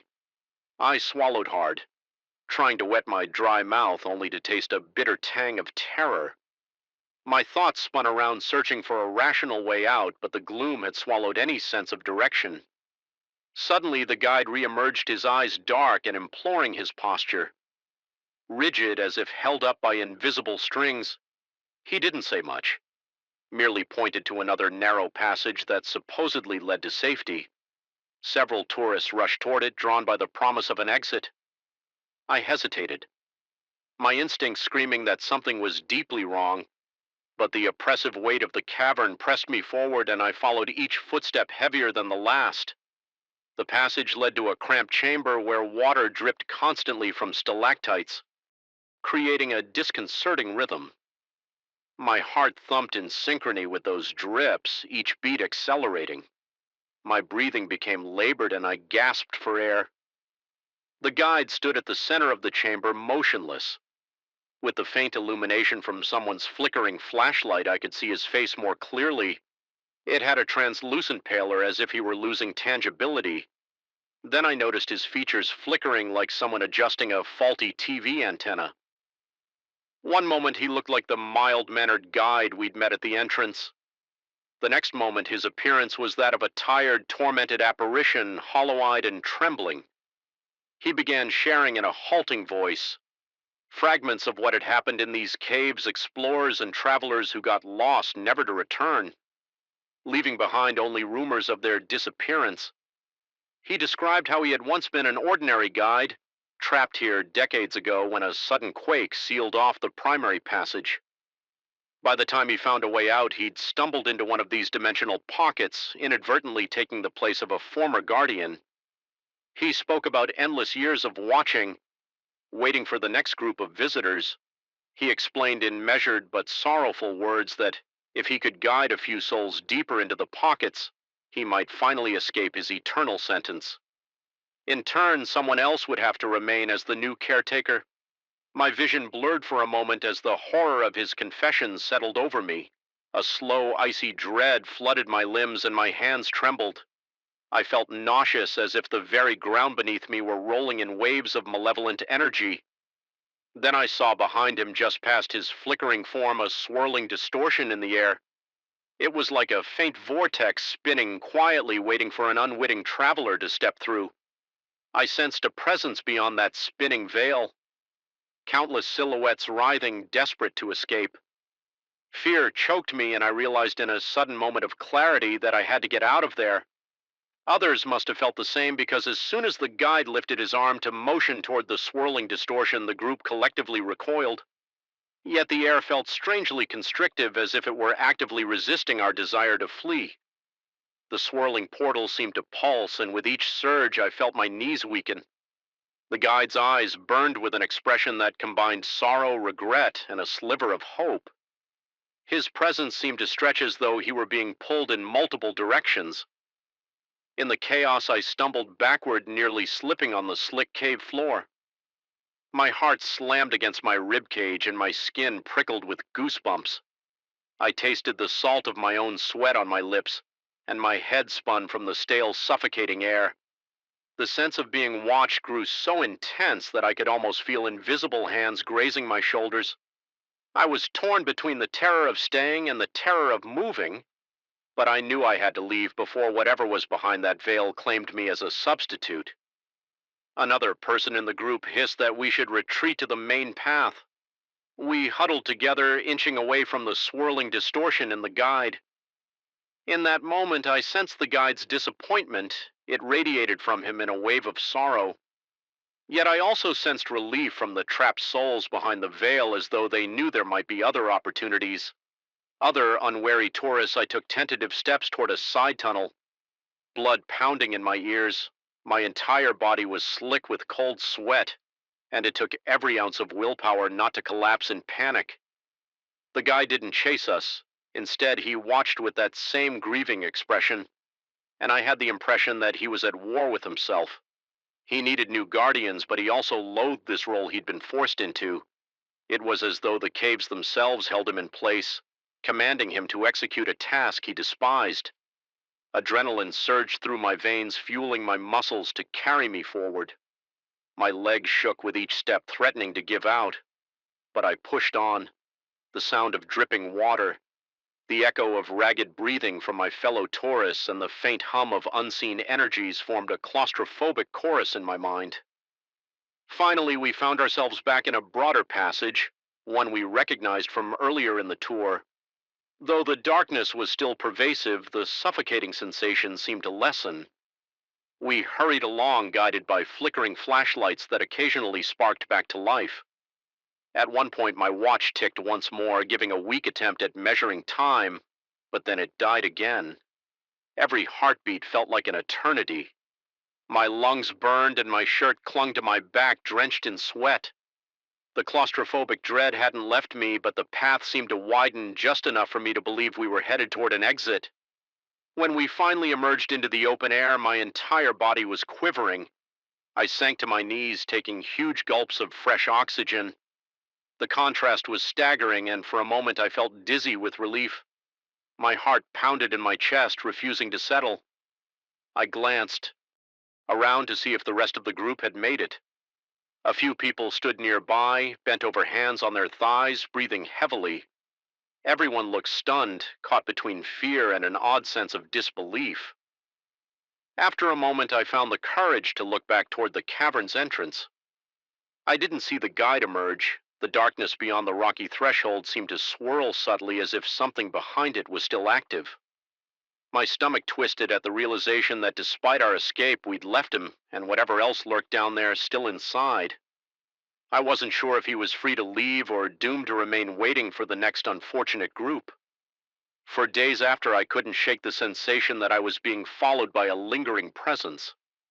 At night, I'd wake up drenched in sweat, convinced I could hear faint echoes of dripping water and hushed whispers. My watch never worked properly again, even after I replaced the battery. And there are times when I check my phone and find it glitching for no apparent reason. Each time it happens, my heart rate spikes, and I feel a creeping paranoia that I'm still tethered to that place in some unexplainable way. Sometimes I wonder what would have happened if I'd stepped closer to that swirling veil. Would I have found myself pulled into a hidden dimension, forced to wander in darkness like the souls I glimpsed? Or would I have been appointed a new guardian, doomed to stand watch in the bowels of the earth for all eternity? Whenever I recall that flickering guide, his translucent features, and the sorrow in his voice, I feel a chill that even the brightest sunlight can't banish. He was in that moment the perfect embodiment of a spirit, chained to a haunted place, eternally trapped, longing for freedom. And I realized that although I escaped physically, a piece of my mind remains locked in that cavern, replaying the horror of those endless shadows, the clammy air, and the presence of something beyond the veil. Even now, every time I close my eyes, I see them, faint silhouettes behind the shimmering wall of reality, yearning to break free into our world. It leaves me with an unshakable unease, a constant reminder that some doors once opened never fully close. Story 6, I noticed it for the first time, late on a Sunday night when the city's usual hum had died to a faint echo in the distance. Something was there on my terrace, standing far too still. The sense of wrongness hit me like a physical blow. My heart lurched and I tasted metal in my mouth as my body responded with instant alarm. The figure, faintly illuminated by the single flickering bulb I keep over the doorway, cast no shadow on the cement floor. Everything else around it, pots, railings, even the broken chair in the corner, had shadows stretching in the dim light. But that figure remained oddly two-dimensional. Its shape seemed to ripple at the edges as though refusing to settle on a single outline. At first I thought my eyes were tricking me. Then my pulse drummed in my ears loud and urgent as I realized this was no optical illusion. I had woken up because a mild breeze pushed the terrace door open, sending a sudden draft into my living room. When I got up to close it, I saw that silhouette standing there. My stomach tightened. A wave of cold sweat spread across my back. I took a slow, shaky step closer, my breath so shallow that I felt dizzy. At that exact moment, it seemed to shift, almost as though it were turning to regard me, but there was no defining feature, no detail to anchor its face in my mind. It was as if reality itself hesitated to admit its presence. I can't fully describe the shape because every time I tried to focus on it, something subtle slid out of my field of vision. That was the beginning of a series of nights that tested my sanity. My apartment building has always felt old, as if it creaked under the weight of its own history. Doors squeak, pipes groan, and walls seemed to hold on to secrets I moved in because it was in a convenient location near my workplace. A stroke of good luck, I thought back then. Now I'm not so sure. The morning after that first sighting, I felt an odd tension in my chest as though I had narrowly escaped danger. My head ached, and I spent several minutes just staring at my reflection in the bathroom mirror, trying to gather the nerve to check the terrace in daylight. But when I finally stepped outside, sunlight flooded the concrete floor, showing nothing out of place. The only evidence was the memory burned into my mind and the gnawing sense that I wasn't alone. I installed a cheap security camera in the living room months ago, aimed loosely toward the terrace door. It was mostly for my own peace of mind in case anyone tried to break in. I remembered that it saved recordings on a small memory card. With a shaky hand, I retrieved the footage and fast-forwarded until the point I had woken up. My heart pounded as I watched grainy images of me getting up from the couch and walking toward the door. Right behind me, clearer than I had expected, was the shape. Except it appeared slightly angled in a way that made no sense, as if the camera lens itself couldn't capture it in a conventional perspective. Parts of it seemed to stretch backward at an impossible slant, like a reflection in broken glass. Even so, it was there. It had mass, but no shadow. I felt my stomach twist again. Throughout the day, I was plagued by fleeting glimpses of movement in my peripheral vision. A dark blur shifting near the hall, a faint shimmer behind my reflection in the elevator mirror. Every time I turned my head, the presence was gone, leaving me short of breath and covered in cold sweat. My anxiety soared, simple tasks became fraught with tension. I found myself jumping at the hiss of my own coffee machine or the distant ring of someone else's phone in the hallway. By late afternoon, my hands were trembling and my coworkers noticed I was out of sorts. Someone asked if I was okay, and I forced a nod, not sure how to explain any of what I had seen. That evening, I rewatched the security footage from the previous night. It was the single bravest and stupidest thing I could think to do, but I needed more answers. This time, I slowed it down to half speed. Studying the figure's vague outline, I noticed it seemed to fold in on itself and then extend outward in a smooth, uncanny motion, like a shadow trapped between frames of film. My entire body was rigid. My breathing turned rapid, my throat uncomfortably tight. I felt lightheaded, but I couldn't tear my gaze away. Then there was a moment, maybe just a few seconds, when the figure briefly turned toward the camera. There were no eyes, no mouth, but I felt its focus like a cold finger sliding along the back of my neck. I considered telling a neighbor, perhaps the man living 2 doors down, but I remembered all those times I had passed him in the hallway, seeing the haunted look in his eyes. Instead of speaking directly, I asked him casually if he'd ever spotted anything unusual around here. He hesitated, lowering his voice. He recounted that decades ago there had been repeated sightings of a strange presence on various balconies and terraces in the building. Some said it appeared whenever someone was going through extreme emotional turmoil. He didn't elaborate much more, only hinted that it could feed on intense states like heartbreak or panic. I felt my guts twist into knots as I realized I might be dealing with the same entity. Curiosity overrode caution. I spent hours researching old archives, rummaging through online forums and municipal records. I found references, some faint, others more direct, to a shadowless intruder. Reports dated back to when the building was still new. People insisted they had encountered something that never cast a shadow, lurking in corners and peeking around doorways whenever tension ran high. And always these sightings preceded significant events. A neighbor losing his job, a sudden string of building-wide disputes, a dramatic confrontation in the lobby. Each time the presence manifested more clearly, as if it thrived on the emotional energy swirling through the halls. Knowing this didn't bring me comfort, it only deepened my dread. If the entity showed itself to me, did that mean I was on the brink of some major crisis? My mind raced. I considered every stressful point in my life, my uncertain job situation, the strained relationship with certain relatives. Was I feeding it as nights dragged on? The visits became more frequent. My security camera captured fleeting impressions of the figure, sometimes on the terrace, sometimes angled in a way that placed it halfway through the living room wall. The footage never made sense visually. It was as though each frame presented it from a perspective that defied geometry. Meanwhile, in person, I saw it only in glimpses. I would catch a ripple in the air, a faint outline in the reflection of a window. My heart hammered so violently that I grew afraid the thing could hear it. I walked around with my shoulders hunched as if bracing for a blow. My sleep was fractured by nightmares in which the walls bled black shapes, and I woke up drenched in sweat, my shirt stuck to my clammy skin.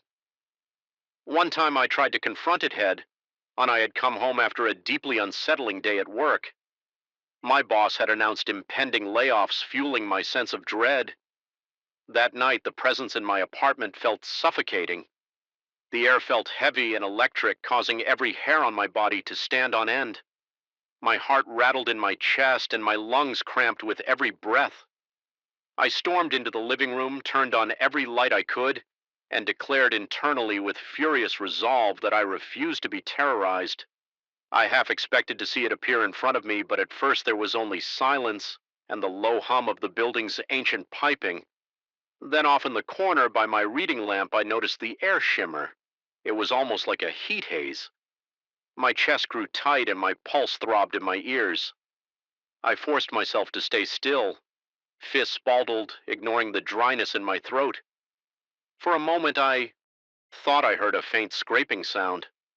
My skin prickled.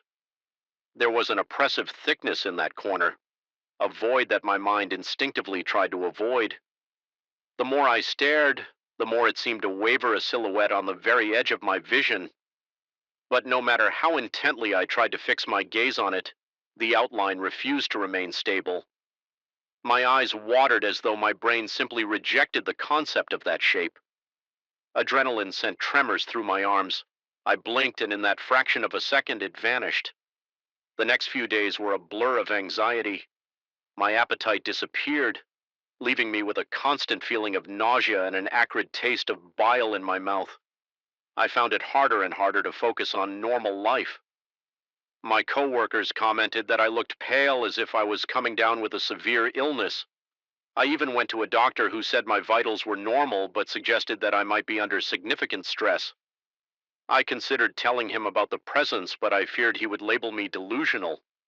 Maybe he would be right, I thought in weaker moments. Still, I couldn't let it go. My research led me deeper into the building's rumors. Allegedly, people claimed that whenever this thing appeared, an event of great emotional intensity would soon rock the residents. Some wrote that it wasn't necessarily evil, just a parasite of sorts. Others swore it manipulated events to create more tension, more emotional turmoil so that it could feed. Reading these conflicting views frayed my nerves further. I stayed up late, hunched over my desk, my eyes burning. scanning every old newspaper clipping I could find. In the flickering lamplight, the apartment took on a sinister glow. The corners of each room seemed to loom closer, and the quiet ticking of the clock became a deafening metronome of doom. Then the building manager informed everyone of a pending inspection that could result in major renovations. People began arguing over the potential costs. Voices in the corridors rose in tension. Slamming doors became routine, and stress lingered like a foul odor. My nerves were on edge. I started to suspect that the presence was goading everyone into conflict, absorbing every negative emotion that swirled through our halls. Eventually, my own involvement felt inevitable. I was singled out by a few neighbors to gather old paperwork and help rally opposition to the renovations. That same day, I experienced a new surge of dread. My heart pounded wildly at the slightest sound. Passing by the mirror in my hallway, I saw a faint reflection behind me, like a shadow that belonged nowhere. My skin turned clammy, my vision narrowed. The overhead light flickered, and for a moment I felt certain I would pass out. When I turned around, everything was empty, yet the sense of being observed was overwhelming, pressing down on me until my limbs felt heavy. Late that night, unable to sleep, I reviewed my security footage again. I forced myself to watch several hours at normal speed, dreading what I might see. My posture grew stiff, and I fought to keep my eyes open. At about 2 odd a.m. in the recording, the terrace door swung open ever so slightly, as if teased by a gentle push. The figure entered the frame, not by walking in from outside, but by leaning in from the edge of the camera's view at an impossible angle, as though gravity had no hold on it. My heartbeat resounded in my skull as I watched it raise what might have been an arm or a tendril toward the door handle. It never quite made physical contact, but the handle moved anyway, clicking shut. In that moment, the figure's shape trembled and warped, then disappeared. It reappeared closer to the camera so rapidly that I could barely register the frames in between. There it stood, filling most of the lens, an amorphous outline with no visible features. Then it faded out, leaving behind an empty living room. My hands were slick with sweat. My chest felt constricted like a steel band squeezed my ribs. That was enough for me. I slammed the laptop shut. My breathing ragged, my mind spun. Was it trying to tell me something, or was it simply tormenting me, building up my terror to feast on it? I tried to recall every story I'd read about these sightings. In some accounts, the entity would linger for days or weeks, only to vanish. The moment after some intensely emotional event occurred in the building. In others, people claimed the presence never truly left waiting in the corners of perception until the next opportunity. The nights became an endless test of endurance. My entire body was perpetually wired, as though expecting an ambush at every turn. Even my dreams offered no solace, blending the memory of that shapeless figure into twisted scenarios that jolted me awake with a pounding heart and a body soaked in cold sweat. I lost count of how many times I splashed water on my face in the bathroom sink, trying to keep my fear at bay. The fluorescent bathroom light flickered ominously, and I couldn't help thinking it was mocking me, highlighting my own frailty. As the day of the inspection approached, tensions in the building reached a fever pitch. Neighbors barely spoke without raised voices. The manager paced the lobby, muttering about budgets and possible fines. My skin prickled whenever I passed someone in the hall. Sensing the collective anxiety, I felt the entity's presence saturating the air, as though it was gorgeously feasting on all our dread and frustration. My own fear was an integral part of that buffet, and I despised how powerless I felt to stop feeding it. On inspection day, I expected the worst. The air was thick with apprehension. Most residents waited in the corridors, bracing for the verdict. My palms were slick with sweat, and my heart hammered so loudly that I found it difficult to form coherent thoughts. At some point, the building manager emerged looking exasperated. He informed everyone in a subdued tone that the inspector's report would be delayed due to new bureaucratic procedures. That meant nothing would be decided right away. The entire building sagged in collective tension, stuck in a state of limbo. People wandered back to their apartments, uncertain and annoyed. Back in my own place, I dropped onto the couch. My limbs felt drained of strength. I watched the shadows cast by my living room lamp crawl across the floor as the sun set outside. Then a prickling at the base of my neck made me look up. Over by the terrace door, I glimpsed a faint distortion in the air. My pulse throbbed. Something told me the entity was satisfied for now. Slowly, the shape coalesced, barely more than a suggestion of an outline. I could sense it was calmer, less aggressively present. My chest tightened as I realized it had been feeding on all of us this entire time. And although the crisis wasn't resolved, the tension had reached a plateau, and maybe that was enough sustenance. It hovered there, an unformed silhouette watching me, or seeming to watch me. I could feel a tremor in my hands, my breath shallow as though my body instinctively reacted to its presence. A thought flickered in my mind. Perhaps it was done, or perhaps it was only waiting for the next shock of emotional energy to erupt. I felt a wave of exhaustion crash over me. My entire body ached with stress and my mind spun with the implications. It was old. It was part of this building.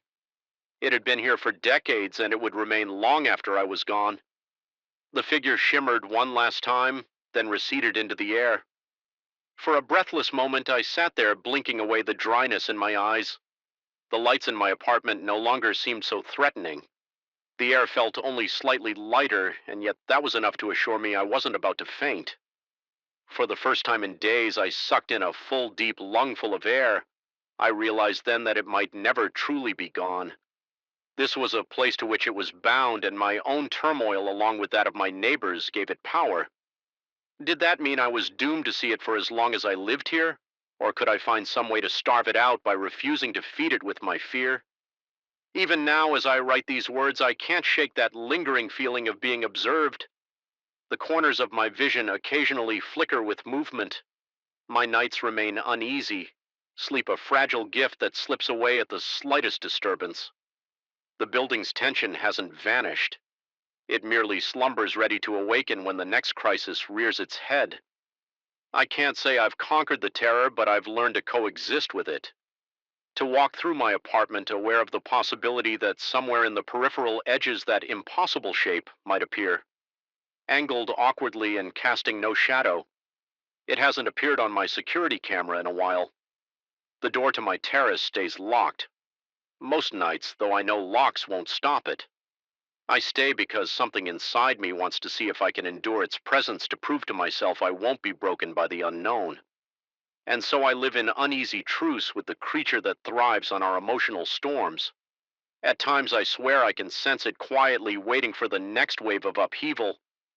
When that moment comes, it will return sliding across the threshold of perception and feeding on every pulse of adrenaline. I can't fully describe the dread that realization brings me, but for now I remain. And each day I manage to keep myself from collapsing. Under that tension is a small fragile victory, a reminder that some horrors don't need to end in bloodshed to keep haunting us. The true terror lies in knowing it's out there, always watching, always waiting, and that we ourselves are the fuel for its unending hunger. Story 7. The air smelled wrong that morning, like a damp fog clinging to something rotten, though I couldn't pinpoint the source. My heart pounded in my chest the moment I stepped onto the trail, and a subtle uneasy tingling spread along the back of my neck, almost as if invisible fingers brushed against my skin. I had run this path dozens of times before dawn, always finding solace in the solitude. But today the woods felt different. The usual serenity had soured into an oppressive hush. Even the wind seemed hesitant, caressing the leaves in strained, erratic bursts. Instead of the smooth, comforting breeze I knew so well, I told myself to ignore it.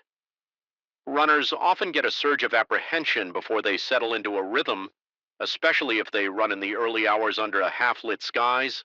I set off at a slow jog, hoping the movement would flush out my jitters, but with every step my senses sharpened. The rhythmic crunch of gravel underfoot, the rasp of my own breath. These typical noises sounded oddly amplified. I glanced over my shoulder more than once, catching only the tail end of gnarled trees or the fleeting shapes of bushes that seemed to loom at the corners of my vision. As I made my way deeper into the forest, the trail narrowed and the canopy thickened, allowing only thin spears of grayish morning light to break through. I tried to tell myself it was my imagination that twisted these slender beams into ominous shapes. My breathing was already ragged and my shirt clung to my back where sweat was gathering faster than usual. Yet I pressed on, telling myself I just needed to push through the adrenaline. Suddenly I heard a low growl, soft rumbling, and far too close for comfort. I slowed to a cautious walk. My heart rate skyrocketed, hammering against my ribs. The growl sounded again, more insistent. My mouth went dry, and I could taste the metallic tang of panic on my tongue. I crouched, scanning the undergrowth. There, about 20 feet ahead, a large shape moved between two twisting trunks. At first I thought it was a large dog, maybe a stray, but then it emerged a puma. Its fur was a mixture of tawny gold and dusky brown muscles, rippling beneath a sleek coat, eyes reflecting a fierce intelligence. In an instant, the sense of being watched transformed into raw terror. Big cats are rare in these parts, especially so close to a popular running trail. But here it was, blocking my path, tail flicking with quiet menace. I swallowed hard, trying to recall the standard advice for dealing with a mountain lion encounter. Don't run. Make yourself appear large. Avoid direct eye contact, but remain aware. My legs trembled, threatening to give out from under me. Then the puma did something I couldn't reconcile with any wildlife manual. It stood on its hind legs awkwardly at first, but then with a bizarre fluidity that made my skin crawl. My breath hitched. Its body began to shift in a series of smooth, bone-deep contortions. The creature's spine elongated in ways that defied human or feline anatomy, limbs twisting until they resembled something almost but not quite human.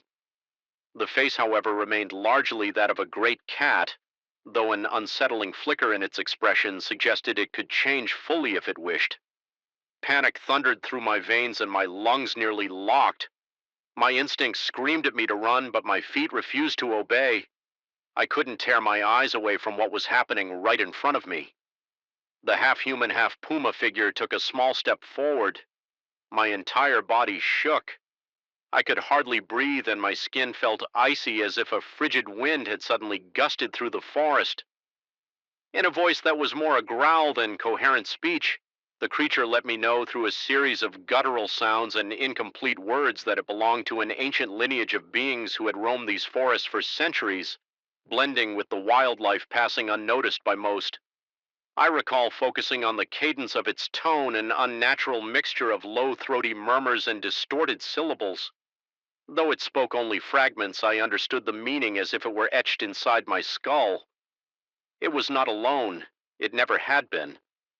My chest tightened. My mind screamed at me to flee. Yet my body seemed pinned to the spot. Every hair on my arm stood on end. I felt rather than heard the creature's silent challenge to run. An overwhelming sense of dread washed over me, but also something akin to fascination. My legs finally jerked into action. I bolted, scarcely aware of the direction. Branches lashed against my arms and torso, leaving stinging welts in their wake. My feet pounded the ground in a frenzied rhythm, breath coming in ragged bursts that barely fed my lungs. When I glanced back, I saw no sign of the creature, that only made the fear worse. How could something so large vanish so quickly? My mind conjured images of the puma leaping onto an overhanging branch, silently stalking me from the treetops. Adrenaline spurred me on. Eventually, I stumbled out of the deeper woods and onto a more familiar gravel path near a parking lot. I collapsed, nearly retching from exertion and terror. After a few moments, I forced myself upright and sprinted to my car, fumbling with the keys until I managed to unlock the door. My hands shook violently on the drive home, and the sky outside was still a bleak gray. At every shadow on the roadside, I twitched, convinced I might see that thing lurking. I kept expecting to glimpse reflective feline eyes in the rearview mirror. Breath. Back in my apartment, he locked the door and slid down against it, pressing my forehead to my knees. My heart wouldn't slow. There in the stale air of my living room, I finally began to question whether I had hallucinated. Could shock or dehydration conjure such a vivid vision? Yet my body ached and thin scratches along my arms and cheeks stung as proof that something had happened. The following night I tossed and turned, haunted by half-formed dreams. In one nightmare I was running again, but I saw the world through eyes that weren't mine. Everything was sharper, more vibrant, and laced with predatory intent. I smelled the damp earth, heard the rustle of small creatures moving in the brush. Then I would wake up in a frenzy of tangled sheets soaked in sweat, heart drumming a brutal rhythm. But the strangest changes manifested when I caught myself sniffing the air for no reason, discerning different layers of scent: pungent car exhaust, the faint aroma of a neighbor cooking dinner 2 floors below, even the distinct musk of laundry detergent on my own clothes. My hearing also seemed unnaturally acute, picking up distant footsteps in the hallway. For a couple of days, I didn't dare return to the forest trail. My gut churned with nervous energy at the very thought of it. I stuck to well-lit city streets for my runs, ignoring how the neon glare seemed to burn my eyes more than usual. But the restlessness gnawed at me. Something inside me craved the quiet hush of the forest, and as much as it terrified me, I felt compelled to face that place again. It wasn't just my senses that were changing. One evening after showering, I noticed faint lines across my left shoulder. They looked like random streaks at first, but on closer inspection they formed a pattern reminiscent of an animal's fur markings, thin stripes that curved in a graceful arc. My stomach tightened at the sight. I rubbed at them, half expecting them to wash away, but they remained. Over the next several days, more lines appeared on my other shoulder and along my ribs, like a continuous design that wound across my skin. They looked like tattoos, but I had never set foot in a tattoo parlor. At work, my coworkers asked if I was feeling all right. I was jumpy, always swiveling my head at soft sounds. Lights felt too bright, even faint office chatter grated on my nerves. My boss gently hinted that I might need time off, suspecting I was suffering from stress, but I couldn't bring myself to share the truth. I wasn't even sure what the truth was. In an attempt to regain control of my life, I decided to revisit the trail one late afternoon. It was still light out enough that I thought I could outrun any illusions or real threats. A part of me hoped the forest would dispel this madness by simply appearing normal. I parked at the edge of the gravel lot, strapped on my running shoes, and started down the path. My heart hammered harder with each step into the thick canopy, but my senses simultaneously hummed with an odd anticipation. Leaves crackled with amplified clarity underfoot, and the forest scent filled my lungs. Damp bark, rich soil, a faint trace of animals. My pace was cautious, more like a brisk walk than a run. Everything around me was tinged with a raw vibrancy, as though I was on high alert for something. When I reached the spot where I'd first seen the puma, a chill zapped through me like a static shock traveling along my spine. I stood still, scanning the undergrowth. Nothing. No low growl, no shape-shifting between the trees, yet I felt watched. My breathing quickened and sweat trickled down my temple. I continued along the trail, occasionally glancing behind me as dusk settled in the forest, transformed into a maze of shifting shadows. My ears picked up the faintest crack of a branch. Somewhere to my left, I froze, feeling my pulse in my throat. Another crack, this time behind me. I spun around, fists clenched at my sides. Still nothing, but I knew something was there, or someone. A sudden wave of vertigo made me stagger. My vision blurred, and for a split second I saw the forest from a different angle. It was as though I was perched low to the ground, staring at my own back. The perspective felt predatory, as if I was observing myself through an animal's eyes. My stomach twisted in primal panic. I blinked hard and the vision vanished, but the afterimage remained burned in my mind. I could have sworn I saw muscles tensing under my own skin, as if anticipating a pounce. I stumbled forward, wanting nothing more than to escape, but also compelled to keep moving. My breath came in short, ragged bursts echoing the furious pace of my heart. My skin prickled with goosebumps, the lines on my arms and chest tingling as if they held their own consciousness. Without warning, the undergrowth rustled. I pivoted, nearly losing my balance. There, just beyond the tangled bushes, I caught sight of those familiar reflective eyes. The puma, fully feline this time, regarded me with an intense, unsettling gaze. A sharp pang of fear stabbed through my gut, but then something else flickered in. Me. A sense of recognition, almost like greeting an old acquaintance. I felt my lips curl in an unbidden snarl, my throat vibrating with a growl I swore came from somewhere deep inside. I fought the urge to run at the creature or from it. Instead, I took a trembling step back. My rational mind wrestled with my instincts, which seemed to have frayed and re-knit themselves into something feral. The puma then slipped behind the bushes, leaving me alone with my pounding heartbeat and swirling thoughts. Over the following weeks, I struggled with a growing paranoia that seeped into my daily life. At odd moments during a conversation at work or while shopping for groceries, my vision would shift and I'd see the world through unfamiliar angles or sense the presence of animals I couldn't possibly perceive otherwise. My sense of smell and hearing reached excruciating levels of sensitivity, forcing me to avoid crowds and loud environments. The markings on my skin spread slowly, curling around my back and down one thigh. I felt them pulse with heat at times, especially at night. Sleep became a nightly battleground of bizarre dreams and near sleepwalking episodes. Once I jerked awake on my living room floor, unsure how I got there, with the faint echo of a feline growl still reverberating in my ears. My nights blurred into restless evenings of half sleep, peppered with fleeting visions of stalking, hunting, prowling through dark woods that felt both alien and intimately familiar. My perception of reality fractured further whenever I ventured into the forest. The place drew me like a magnet, despite the suffocating dread that gripped me whenever I crossed into that realm of towering oaks and twisted underbrush. The sense of being watched never faded. If anything, it intensified. Every crackle of a leaf, every rustle of a branch felt like a deliberate sign, a signal that something ancient and intelligent moved unseen among the shadows. One evening, I confronted the creature again. It emerged from behind a massive tree trunk, neither fully puma nor fully human. Its form caught mid-transformation. The face was elongated with a mouth that seemed capable of forming words, but the eyes were purely feline, glowing with an otherworldly gleam. I recall it communicated with me in low growls and half-intelligible phrases, suggesting that I was changing, becoming part of a lineage older than civilization itself. In that moment, I couldn't tell if I was standing on two legs or crouched on all fours.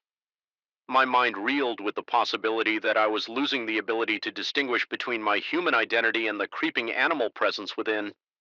Afterward, I began to realize that these visions and physical changes were leading me towards some kind of transformation. My arms and legs felt stronger, my reflexes improved. I could leap up a short flight of stairs with unnatural ease. My sense of paranoia, however, soared to dizzying heights. Every corner harbored a threat, every shadow a watcher. The tension ate at me like a parasite. I could practically hear my own pulse throbbing in my ears. Then came the final confrontation, or perhaps revelation would be more accurate. Under a moonless sky, I found myself once again in the heart of the forest. No one knew I was there. I had told no one. I had turned off my phone, desperate for silence and clarity. My footsteps guided me to a secluded clearing ringed by ancient moss-draped trees. The air felt charged thick with energy that made my skin prickle as though tiny needles pressed against me. And there it was, the puma in a near human stance, watching me from the center of the clearing. Its eyes glowed faintly in the darkness, and I realized those eyes were now oddly mirrored in my own reflection. The same predatory shine, the same primal intensity. I felt my heart hammering so violently that it bordered on pain. My breathing became shallow, but I forced myself not to look away. Despite every rational part of me screaming in terror, a deeper instinct compelled me to hold its gaze.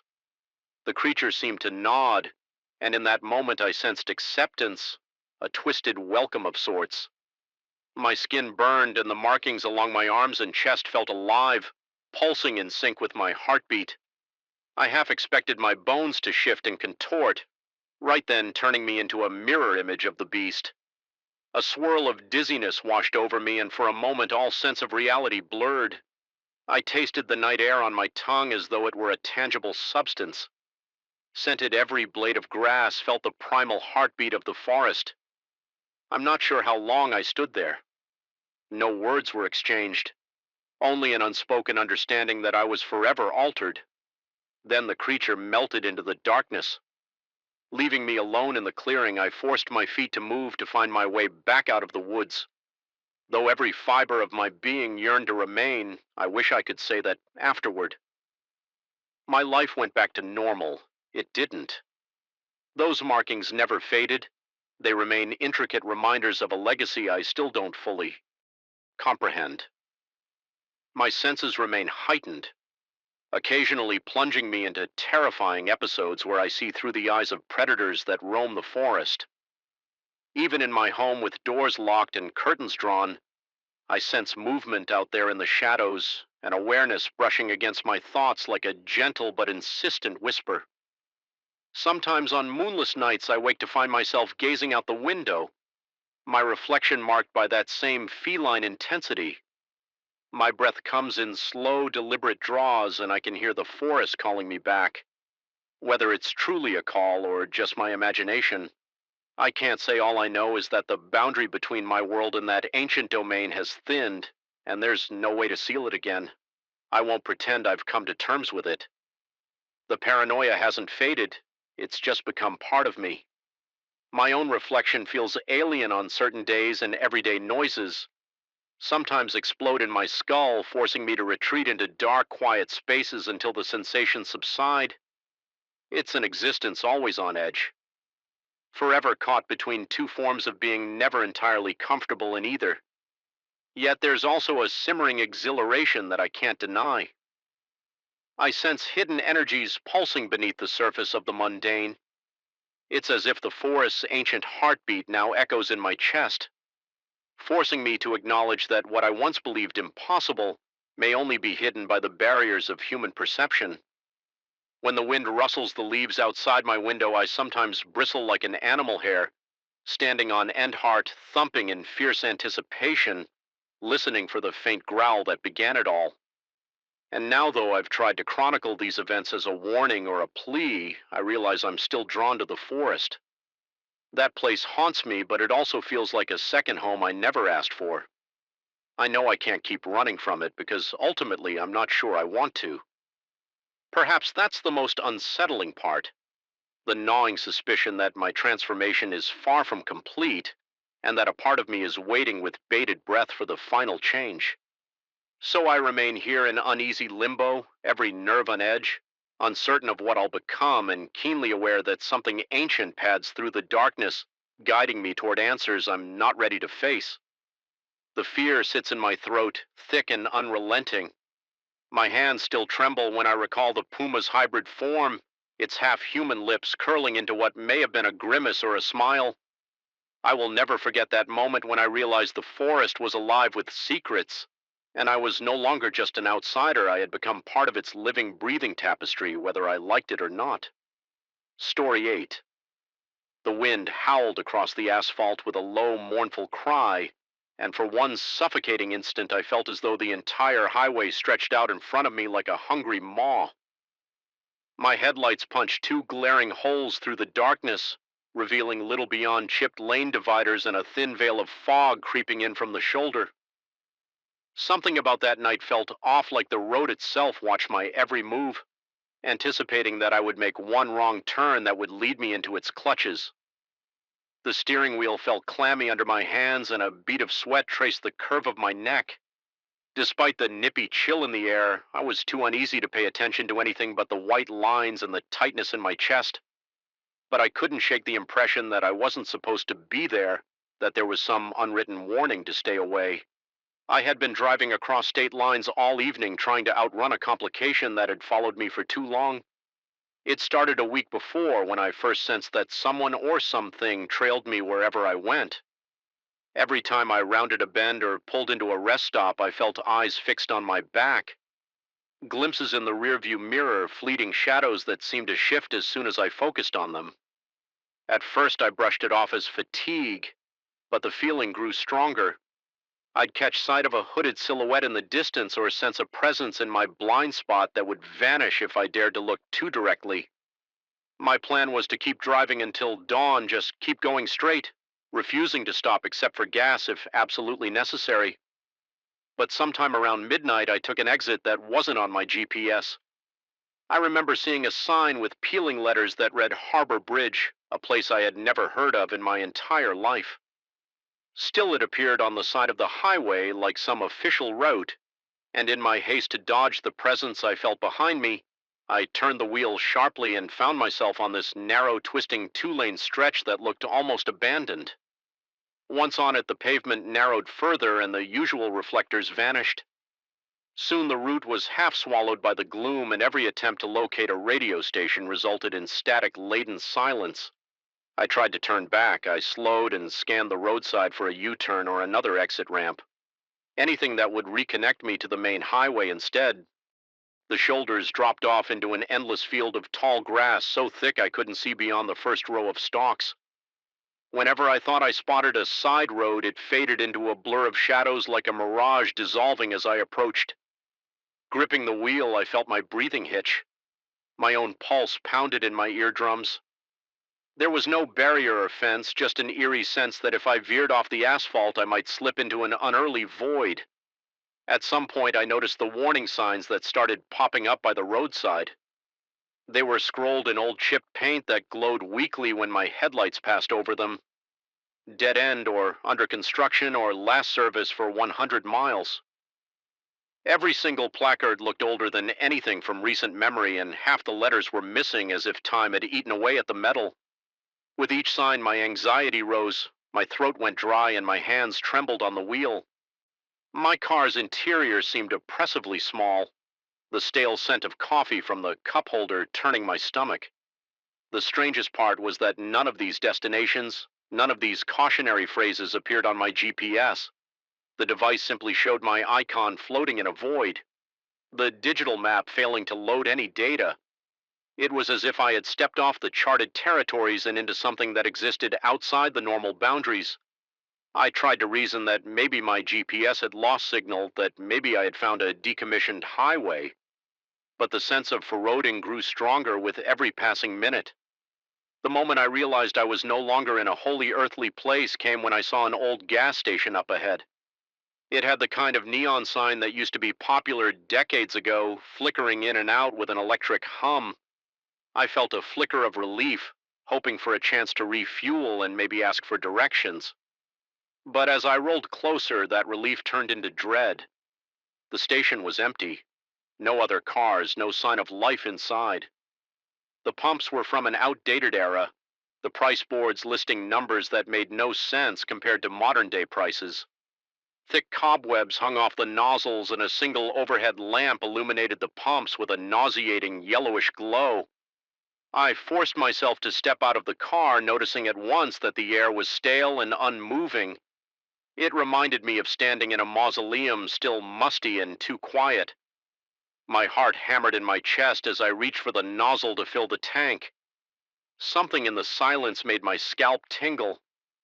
There was a moment just after the latch clicked into place when I thought I heard footsteps behind me, a soft crunch of gravel.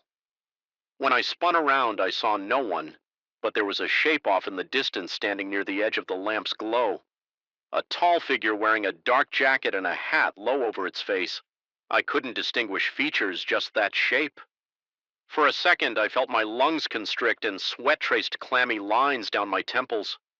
Instinct told me that whoever that was had been following me from the highway. I yanked the nozzle out, prematurely, hopped back behind the wheel, and turned the ignition. The figure didn't move. I watched from the side mirror the station's flickering lights reflecting off the windows. Then, just as my tires squealed out of that parking lot, the station itself vanished behind me. One second it was in my rearview mirror, the next it was like I had passed an invisible threshold, and there was nothing but an empty stretch of road behind me, not even the gentle glow of those flickering neon lights. My stomach churned. time started losing its shape. I found myself driving for what felt like hours, but the clock on my dashboard insisted it had only been minutes. Adrenaline surged, making my muscles tense. My neck was stiff from whipping my head around at every fleeting motion in the corners of my vision. Now and then I saw what looked like the same gas station sign appear again on the horizon, only to round a corner and see that the road had changed direction. And those roadside signs continued to appear, signs bearing words that weren't logical warnings, soul pit wraiths crossing no return. My breath grew shallow and a cold sweat dampened my shirt. I realized with a jolt that these so-called destinations didn't belong to any map I knew of. This was no ordinary route. I tried to recall stories I had read or rumors I had heard about haunted highways and cursed roads. Most of them sounded too sensational to be believed. Yet here I was, driving through a place that seemed to slip in and out of reality. The pavement began to crack. The lines in the center turned from white to a deep red, as though painted with an otherworldly pigment.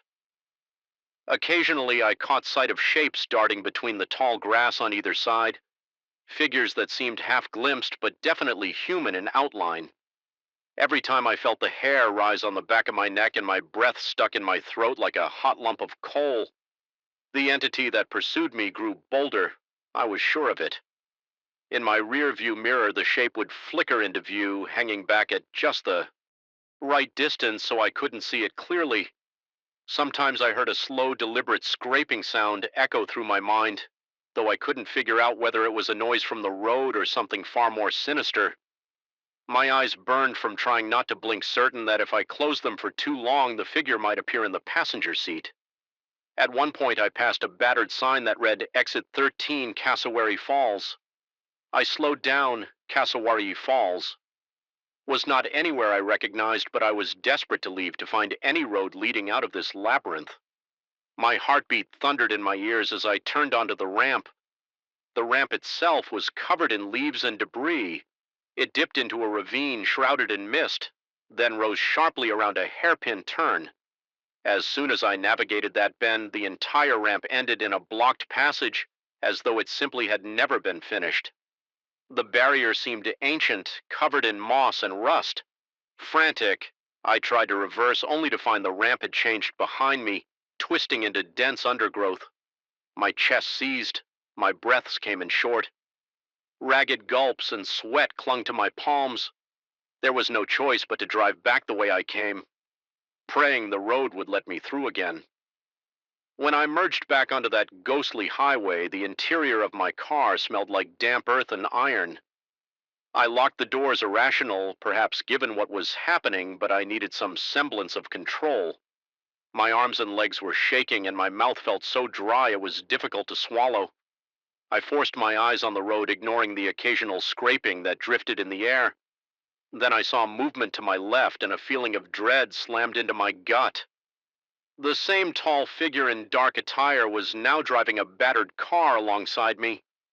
Its window was tinted, or maybe shrouded in darkness, so I couldn't see the face, but I felt its attention, a piercing gaze that cut through the glass. My hands went numb around the steering wheel. Without direct words, I grasped that it demanded something from me. My energy, my spirit, maybe my determination to survive. I had heard whispers about a collector of souls from road mishaps, a traveler of hidden byways who hunted those vulnerable enough to stray onto certain cursed routes. My mind reeled, trying to process how or why I had fallen into this. Meanwhile, the battered car matched my speed engine. Rumbling ominously, I swerved, trying to put distance between us, but the entity adapted effortlessly, as if following a script long since memorized. I thought of rolling down my window to shout something, but my throat burned with terror and I clamped my mouth shut. When I shifted my focus back to the road ahead, the battered car vanished again, leaving nothing in the adjacent lane but swirling fog. My heart thrashed in my chest, and I felt a primal instinct telling me to accelerate.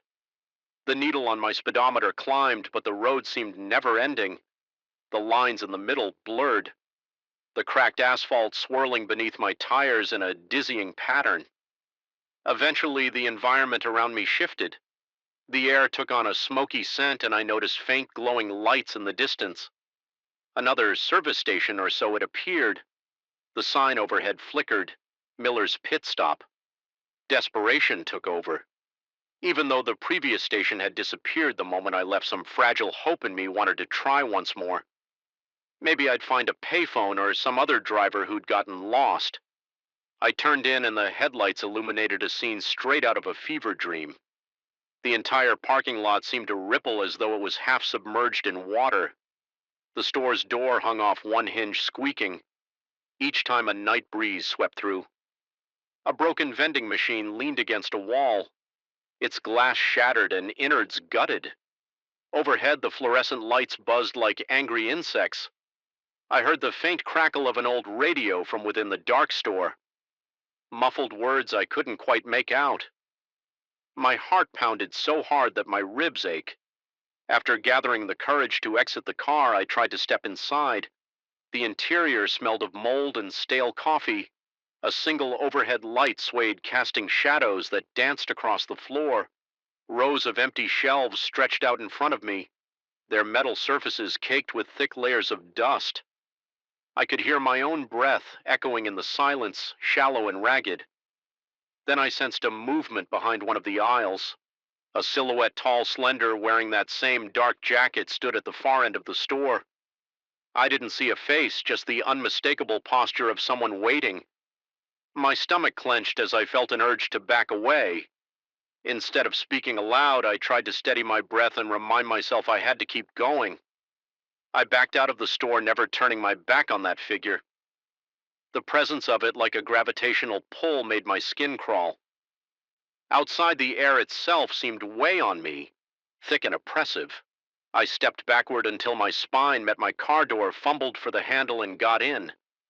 The moment I shut the door and locked it, the store's lights flickered out. Darkness consumed the building in the blink of an eye. My entire body shuddered, and a tremor ran from my shoulders down to my toes. In the glow of my headlights, I noticed another sign near the station exit. "You are trapped here." My breath caught in my throat. My mind raced with possibilities. Maybe it was an elaborate illusion, or I was losing my sanity from fatigue, but I could still feel the adrenaline surging through my veins, and the seat beneath me felt horribly real. Confirming that this wasn't just some nightmare, I turned the key in the ignition and tore out of the gas station, the tires squealing against the cracked pavement. Somehow, the road I rejoined wasn't the same one I had driven in on. The lane dividers were now an eerie, luminescent green, and the terrain on either side was a barren wasteland under a starless sky.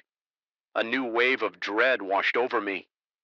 My eyes darted around, searching for anything familiar, but the environment was alien, like I had slid into a realm that mirrored my world while being impossibly different. A single large sign loomed ahead: "No exit." My pulse roared in my ears, and each breath felt like a jagged blade cutting my throat. Yet deep down, something forced me to keep driving. I didn't know if I was heading toward salvation or deeper into the snare, but stopping felt even more dangerous. My thoughts swirled with panic, a thousand questions with no answers. Why me? How do I escape? What does this entity want without warning? The battered car appeared behind me again, like it had always been there, just waiting. Its headlights cut through my rear window, making it impossible to see inside the vehicle. The engine revved, and I felt that presence as a weight pressing on my psyche. My nerves screamed for me to accelerate, so I stomped on the gas. My own car lurched forward, the speedometer climbing as the pavement rushed beneath. The battered car matched every maneuver. We soared past twisted metal signs that seemed to warp the air around them. My hands cramped on the wheel, sweat making it slick. Fear pulsed through me, a tangible force. All at once, the battered car swerved, cutting in front of me. My tires shrieked as I slammed on the brakes. My vehicle fishtailed, nearly smashing into the guardrail that appeared out of the darkness at the road's edge. I fought for control, stomach lurching. Adrenaline coated my tongue in bitterness.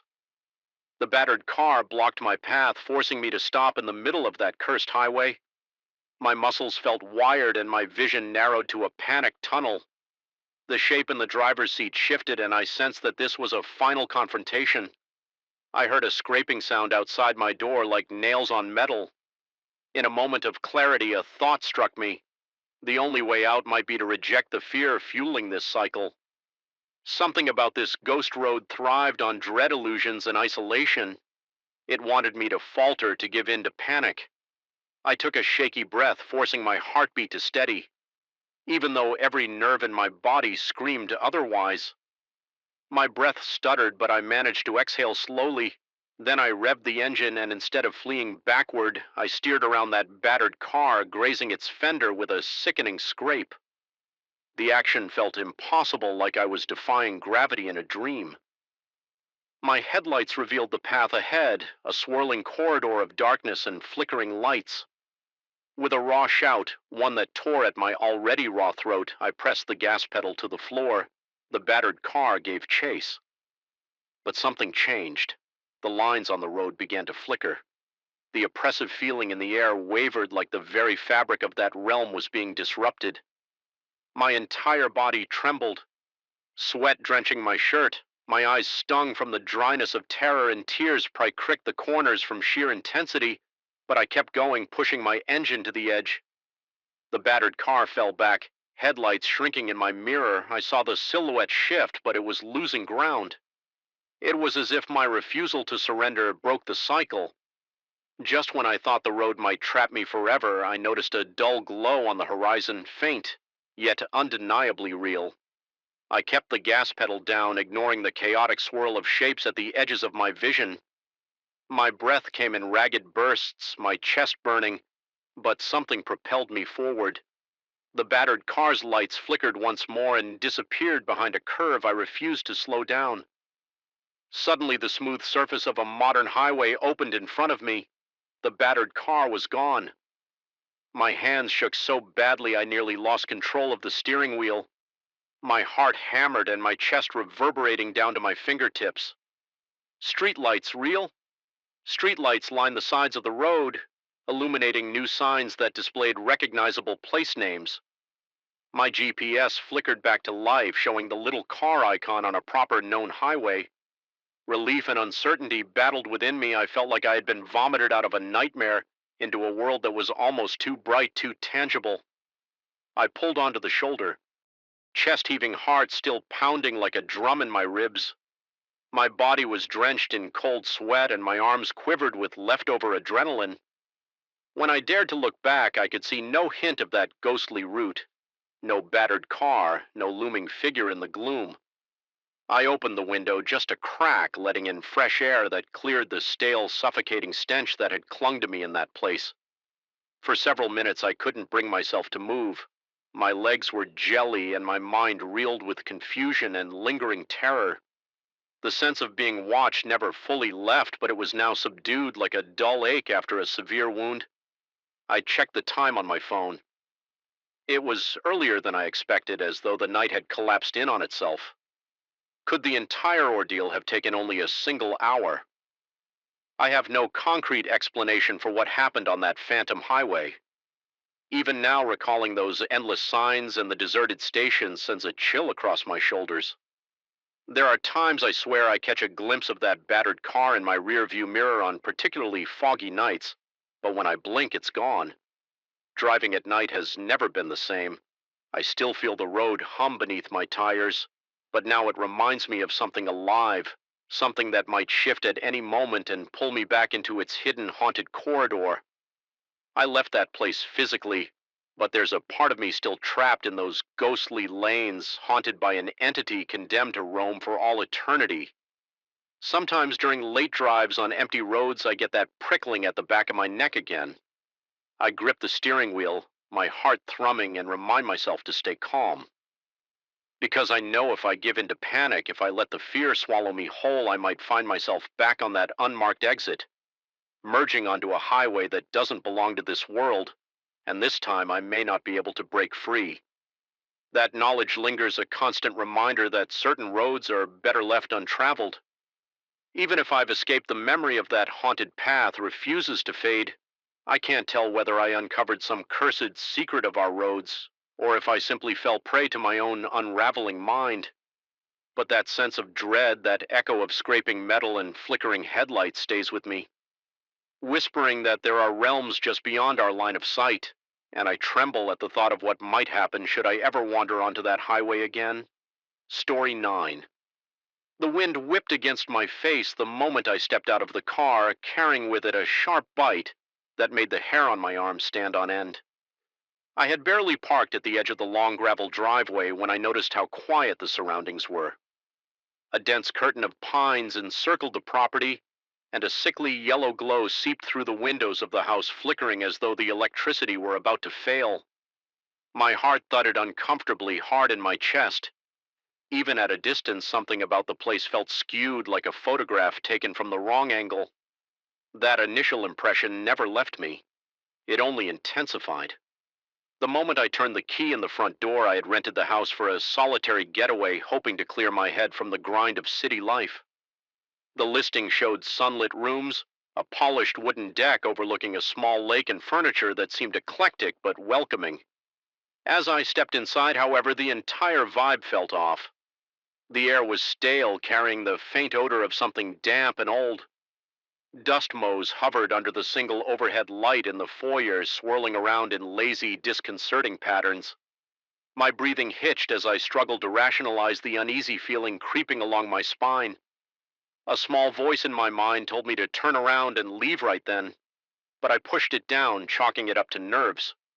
I dragged my luggage into the living room, noticing that it looked smaller than I remembered from the photos.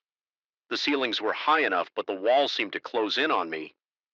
My footsteps sounded too loud against the hardwood floors, and every slight echo made me jerk around, convinced someone stood behind me. I could feel my pulse racing, the blood rushing to my ears as if warning me that something wasn't quite right. When I found the light switch near the fireplace, my stomach twisted in confusion. The walls were adorned with crooked paintings I didn't recall seeing in any advertisement. One depicted a sprawling forest from a perspective that felt unnatural. Too many trees too close together. Another showed what seemed like the same living room, but from a vantage point near the ceiling, as if the painter had been clinging to the rafters. My chest tightened as I examined the paintings one by one. The final painting in the row seemed to show two shadows overlapping in front of a window, but the outline of the figures was blurred as though captured mid-movement. I told myself it was local art, maybe left behind by the owner. Still, it felt personal in a way that unsettled me. My skin turned clammy, and I felt a sheen of cold sweat beat on my forehead. It was more than just odd decor. There was an undercurrent in the air, almost like a low hum I couldn't pinpoint. I swore I heard a faint buzzing, but it stopped whenever I tried to concentrate on it. I tried to distract myself by locating the bedroom.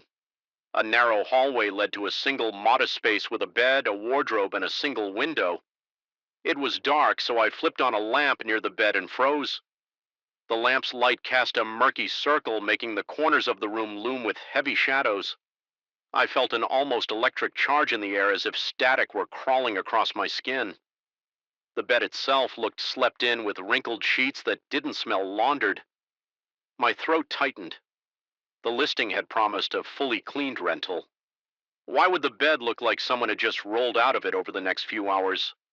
I attempted to settle in. I put my groceries in the fridge, stowed clothes in the wardrobe, and made a quick meal. Every step felt like I was moving underwater, battling a slow, suffocating tension that wrapped itself around my torso. I tried turning on the TV to drown out the suffocating silence, but the channels were mostly static. An old movie crackled through the screen at one point, but the images bled into each other in a disorienting manner, making me dizzier. The longer I watched, night fell more quickly than I expected. The darkness outside swallowed any sign of the lake or the pines, leaving only the moon hovering between sparse clouds. I noticed something peculiar when I glanced out the living room window. For a moment, it looked like the reflection on the glass was moving independently of me. I blinked and leaned in, my breath fogging the glass. My reflection blinked at the same time, turned its head slightly, then lined back up with my actual movement. I stepped away, heart pounding so forcefully that my chest ached. Maybe I was just stressed, I thought, a trick of the light. Nothing more. That night, lying in bed, I couldn't shake the sensation that I wasn't alone. Every creak of the house set my nerves aflame. My breathing was ragged and my muscles were tight enough to ache. Then just as I began to drift off, something outside the bedroom door shuffled. I held my breath, my heartbeat roaring in my ears. The footsteps were soft, almost careful, as if whoever or whatever it was didn't want to be heard. Minutes crawled by and I felt a trail of cold sweat slip down the back of my neck. Then the noise stopped. I forced myself to check the hallway, flicking on lights as I went scanning each corner for any sign of an intruder. I found nothing but shadows. By morning, the house felt different, as if the walls had shifted during the night. The hallway seemed a fraction longer. The living room smelled faintly of coffee, even though I hadn't made any. A thick sense of disorientation clung to me as I poured a glass of water in the kitchen. My hand trembled so much that I spilled some on the counter. My mouth was dry, every gulp felt like I was swallowing gravel. All the while, that oppressive hum pulsed in the background. I couldn't ignore it anymore. It was like being trapped near high voltage wires. Feeling a subtle vibration in the air without knowing the source, I decided to walk around the property in hopes the fresh air would clear my head. Outside, the morning sun offered no comfort. The lake shimmered with an odd grayish hue, and the forest around it appeared hazy at the edges, as though I were looking at it through heat waves. When I circled back to the front, I saw something that knotted my stomach. Footprints leading to the door, the same pattern of soles I was wearing. But I had entered through there only once, and my prints should have washed away in the night's drizzle. Yet these looked fresh, as if someone else with my exact shoe size had arrived that morning. Later that day, I managed to speak with the property manager by phone, though the call was riddled with static and cut out every few seconds. He said the house was definitely mine to rent and that no one else had access. Still, the conversation left me uneasy. His tone was oddly formal, almost patronizing. He assured me in clipped phrases that no one had complained about strange happenings there before. After we hung up, I had the disturbing sensation that he had been speaking to me from somewhere inside the house. The static made it impossible to know for certain. My appetite vanished as the day wore on. I tried to read a book from a shelf in the living room, but the words on the page seemed to shift as if entire paragraphs had been replaced by indecipherable text. I remember flipping back a few pages, certain I had read something about a dividing line and overlapping truths. But when I looked again, it was just a blank section with faint black smudges. I hurled the book across the room in frustration. My chest was so tight and my breathing so shallow that my arms tingled. That evening, as dusk settled, I heard a door slam somewhere upstairs, but there was no upstairs in the original listing. Just one floor and a small attic for storage. My skin prickled. I grabbed the flashlight from my bag, swallowing hard as I ventured into the hallway. A trap door in the ceiling led to the attic. I tugged on the cord and a narrow ladder extended downward. The wooden steps creaked under my weight, each sound echoing through the silence. The attic was cramped, littered with boxes that looked half rotten. Dust-laden cobwebs hung in corners, shifting in a breeze I couldn't locate. My flashlight flickered and I felt a surge of fear claw at my throat. Then faintly I heard someone whisper my name, but it sounded distorted, like a recording played at the wrong speed. The voice sent waves of shivers down my spine. My grip on the flashlight tightened so much that my knuckles ached. Despite the dryness in my mouth, I felt nauseated, as if my body were rejecting the entire situation. I thought I sensed a shape moving behind the boxes. But when I approached, there was just a dusty mirror leaning against the wall. In the mirror's reflection, though, I glimpsed a figure stepping away. Someone dressed exactly like me. I spun around, my heart thumping so loudly it nearly drowned my senses. But the attic was empty. I staggered back to the ladder and scrambled down, nearly slipping in my haste. Once the trap door was slammed shut, I stood trembling in the hallway, struggling to catch my breath. Time started playing tricks on me. I discovered that whenever I checked the clocks, none of them matched. The one on the stove might read 7:15. The microwave would flash 8:42, while my watch insisted it was only 6:50.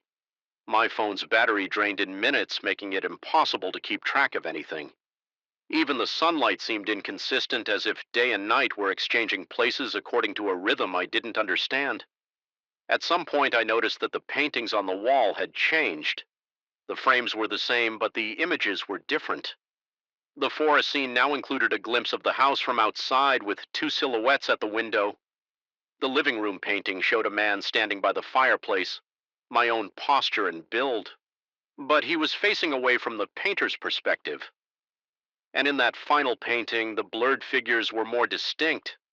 They both looked like me, but one had a slight tilt to his head that I recognized as my own gesture whenever I was confused or frustrated.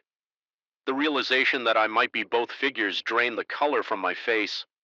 I felt my hands quake and my body broke into a cold sweat that made my shirt stick to my back. Later that night, while I tried to calm myself in the living room, the door to the deck suddenly flung open on its own. A blast of cold air rushed in, and with it came an impossible sight. Beyond the threshold, instead of the wooden deck and lake, I saw a vast desert under a starless sky. The wind carried grains of sand that pattered against the doorframe. It was a different world, or at least it felt that way. My heart hammered so violently that I could barely keep myself from dropping to my knees. By the time I blinked again, there was just the usual view of the deck.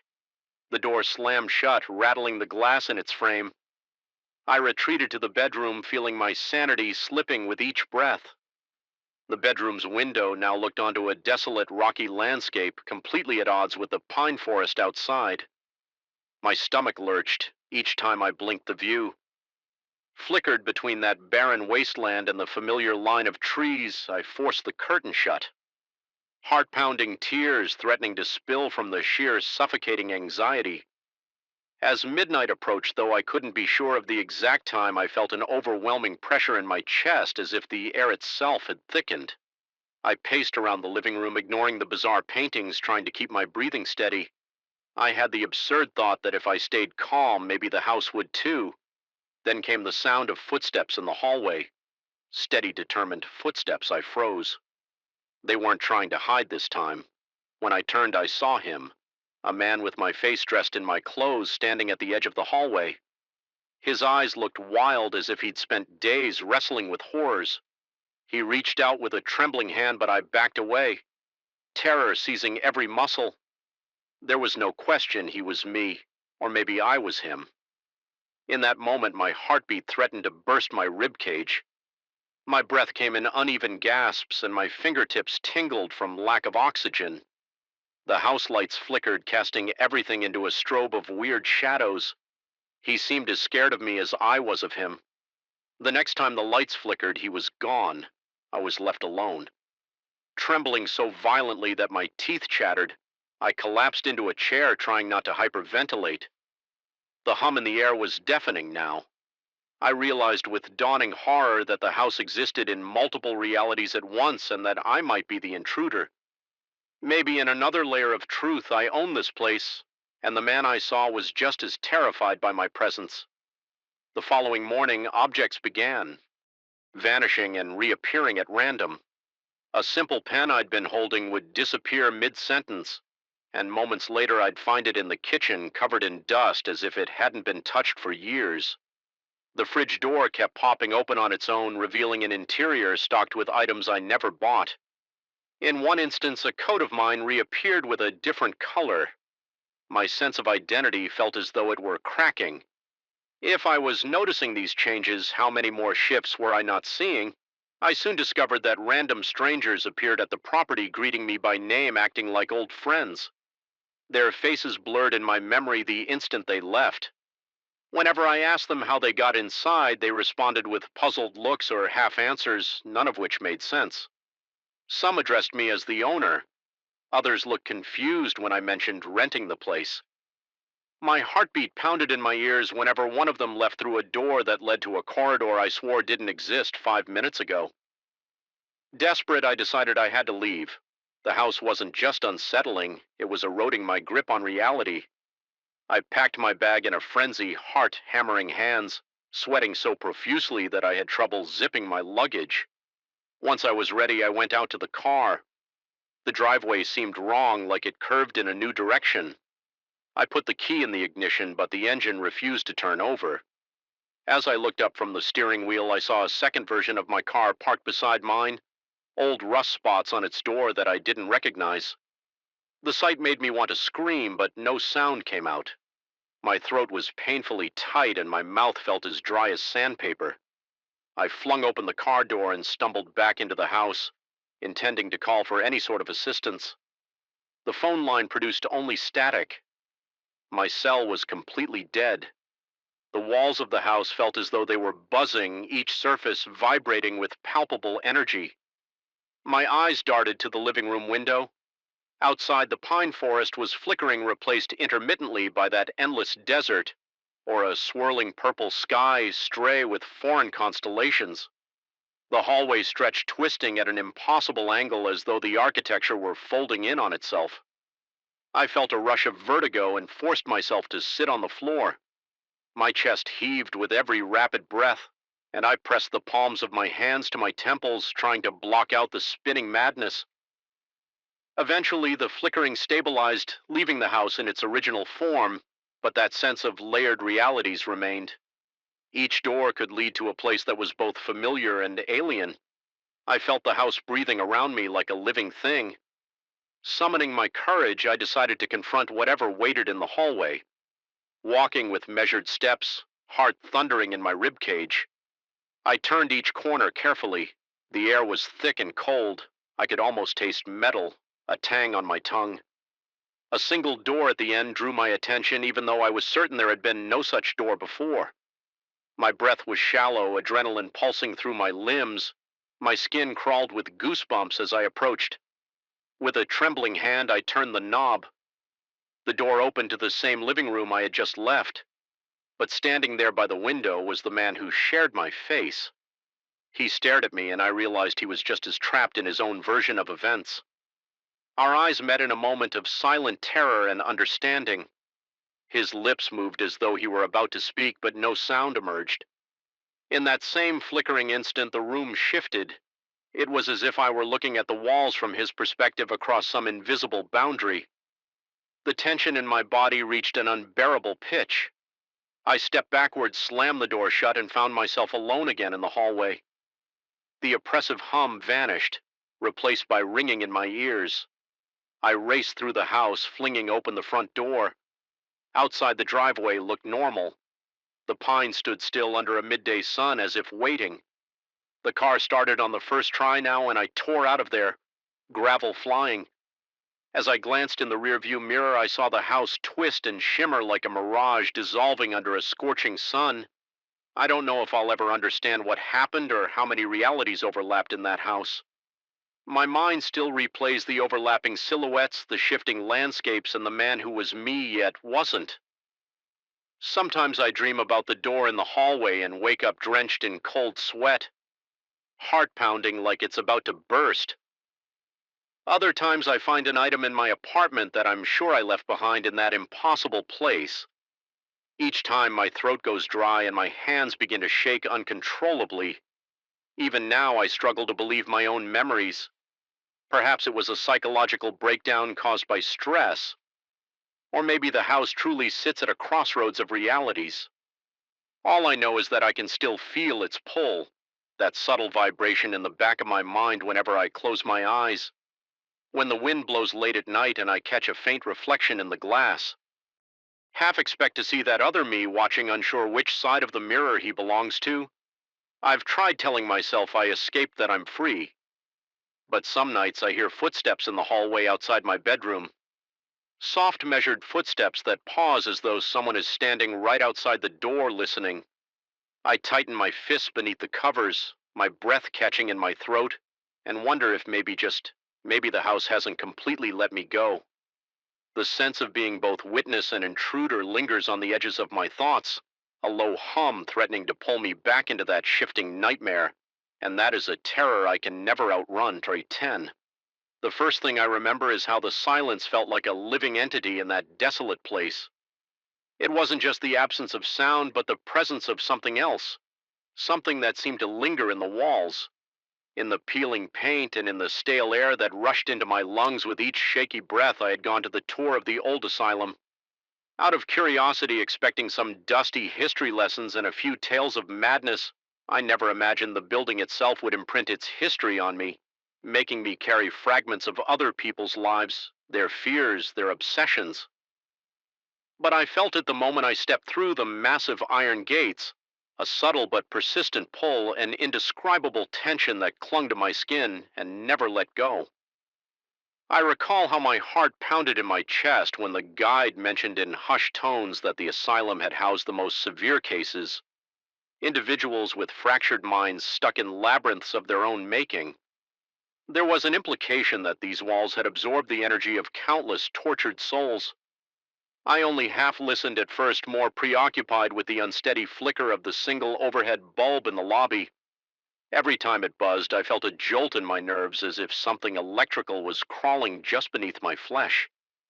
Even from that first moment, I suspected there was more to this place than old medical instruments and crumbling staircases. The tour started in a large hallway lined with windows that were mostly boarded up. A cold draft seeped in through the cracks, making me shiver. Even though it wasn't particularly chilly outside, my breath came in short bursts, and I tried to keep calm by focusing on the squeak of my shoes against the worn tiles. The floor was covered in scuff marks and mysterious stains I didn't want to examine too closely. I felt a wave of nausea, an odd sense that the floor beneath my feet wasn't stable. Not in the literal sense, but almost as if I'd stepped into someone else's nightmare. Moving deeper inside, we passed a series of heavy doors with tiny barred windows set into them. I didn't want to look through those windows yet. I couldn't stop myself. Each one showed a cramped, barren room. In some, I imagined shadows scuttling across the walls, even though I saw nothing with my own eyes. The guide explained in a low voice that these were isolation cells. He spoke of how patients once screamed and scratched at those same doors. He spoke as if the building itself had ears absorbing every outburst of despair and terror. The longer I walked, the more I felt it, a suffocating heaviness pressed against my chest. By the time we reached what used to be a recreation room, I was perspiring. My shirt clung uncomfortably to my back, and I realized my heartbeat had become a drumbeat inside my ears. The place was large, with white tiles on the walls, now stained with brownish streaks from years of neglect. Several old chairs were scattered around, most of them broken or missing legs. There was a stale odor of dampness and rotting fabric. Strangely, I also caught a faint whiff of something antiseptic, almost like a memory of the disinfectants once used to keep the wards clinically clean. It felt as though the past was still lingering, refusing to yield to time. At this point, the guide remarked in a quiet murmur that visitors sometimes claimed the building was alive, that it devoured the memories of all who lived there. I recall how my breath caught in my throat when he referred to it as a collective consciousness. The more he spoke, the more a small nagging voice in my head insisted this was no mere folklore. Standing there, I had the uncanny sense that invisible eyes watched us from the corners, from behind the broken furniture. My skin prickled with goosebumps, and I found myself swallowing repeatedly, my mouth dry as cotton. When we finally left the asylum, I felt a curious mix of relief and apprehension. Relief to see sunlight again, to smell fresh air in place of that decaying stench. Apprehension because a faint tugging sensation lingered inside me, as if I'd left a piece of myself behind. The guide concluded with a brief warning. Some people claim to experience vivid dreams, flashbacks that didn't belong to them. It was said that those with open minds, those easily susceptible, might even manifest strange abilities or develop phobias they never had before. I remember forcing a smile, thinking it was an eerie but entertaining story. That night I had the first dream. I saw a cluttered room filled with dusty medical charts and battered filing cabinets. I sensed unrelenting fear coursing through my veins, and though it felt real, I knew it wasn't my fear. My hands shook in the dream, gripping the edges of a rusted bed frame. I heard distant footsteps echoing down hallways that twisted and contorted like reflections in a funhouse mirror. Waking up, I realized my heart was racing, my body slick with sweat. It took me several minutes of gulping air before I was sure I was truly safe in my own apartment. Over the next few days, things escalated. At my job, I caught myself humming old tunes I'd never heard before, discordant lullabies that unsettled my coworkers. When asked about it, I could only mumble that it must be a song stuck in my head from childhood, though deep down I knew that wasn't true. Each night brought new nightmares, each more vivid than the last. I saw doctors speaking in hushed tones, their mouths moving soundlessly. I watched my own hand scribble notes in an archaic style of handwriting that looked nothing like mine. Sometimes I felt my stomach twist in fear at the hint of a figure standing at the end of a hallway, always just out of focus. Increasingly, I experienced sudden surges of adrenaline as if I was preparing to defend myself from an unseen threat. My breathing would become ragged, my palms cold and clammy. At one point, I recall gripping the edge of my kitchen counter so hard that my fingernails left scratches on the surface. I couldn't explain the terror I felt. There was no reason for it, at least, not in the logical sense. Yet it kept returning in waves, accompanied by fleeting images of tiled floors, barred windows, and flickering lights.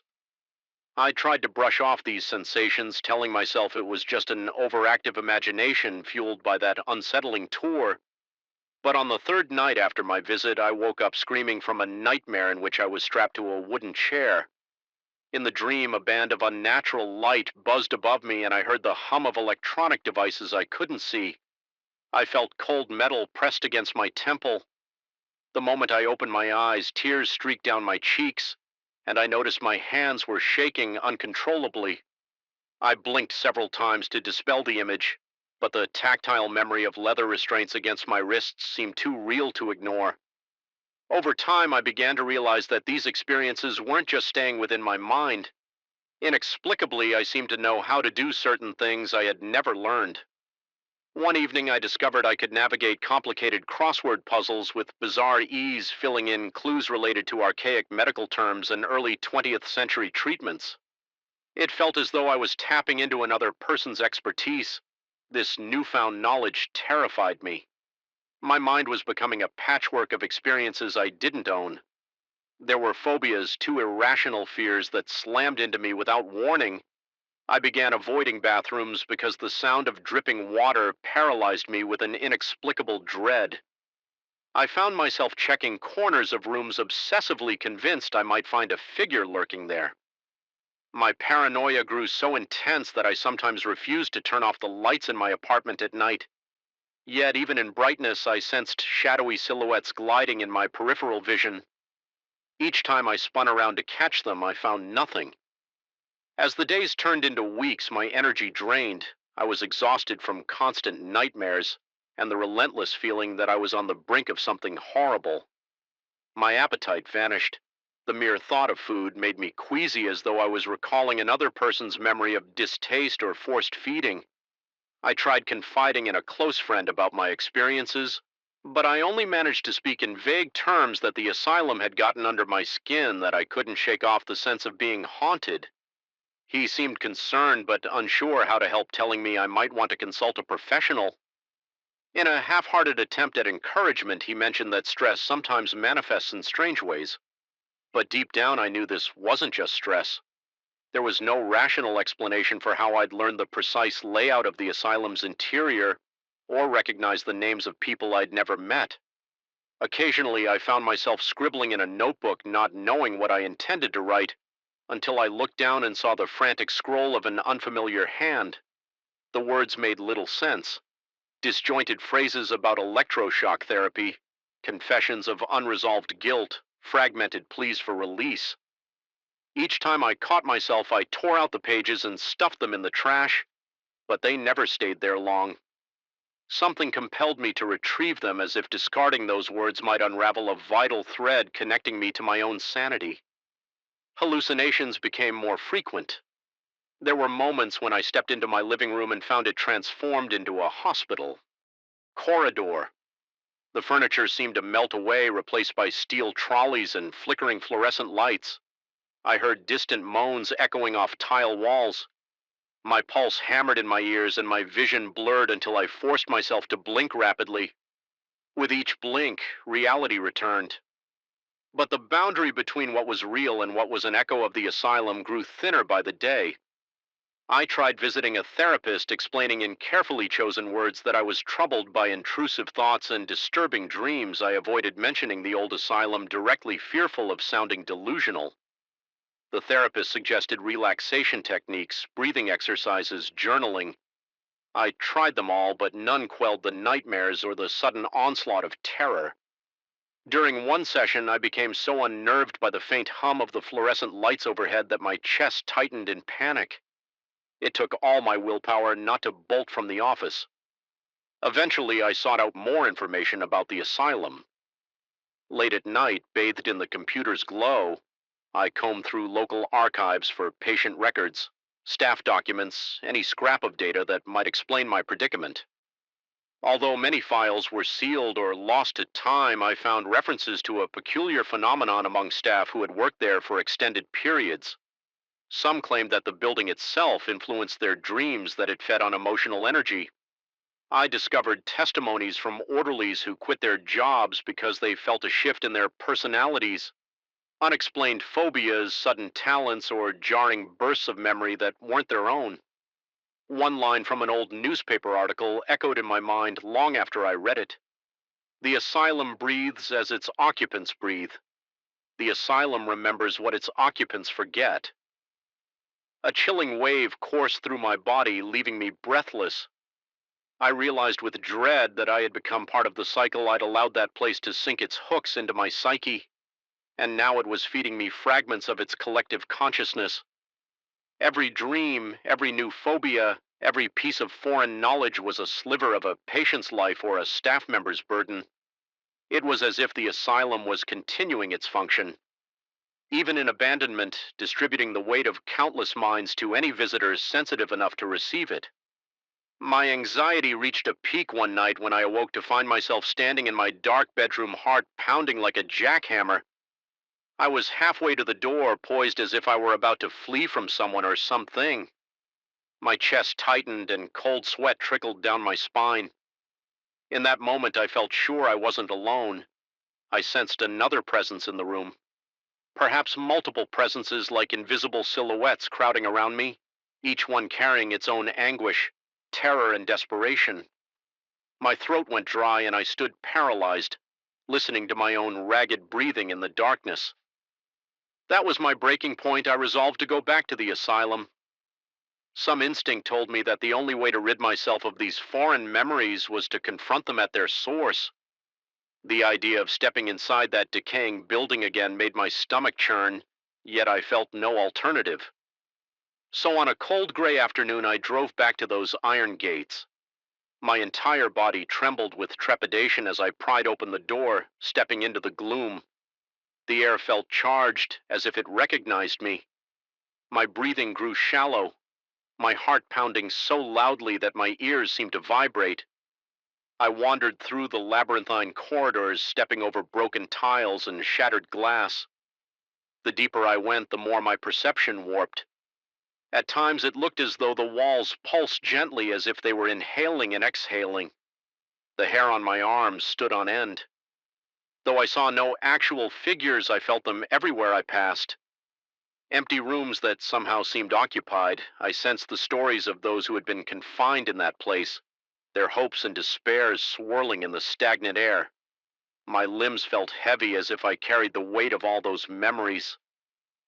Eventually, I found a small room that looked like an old storage closet.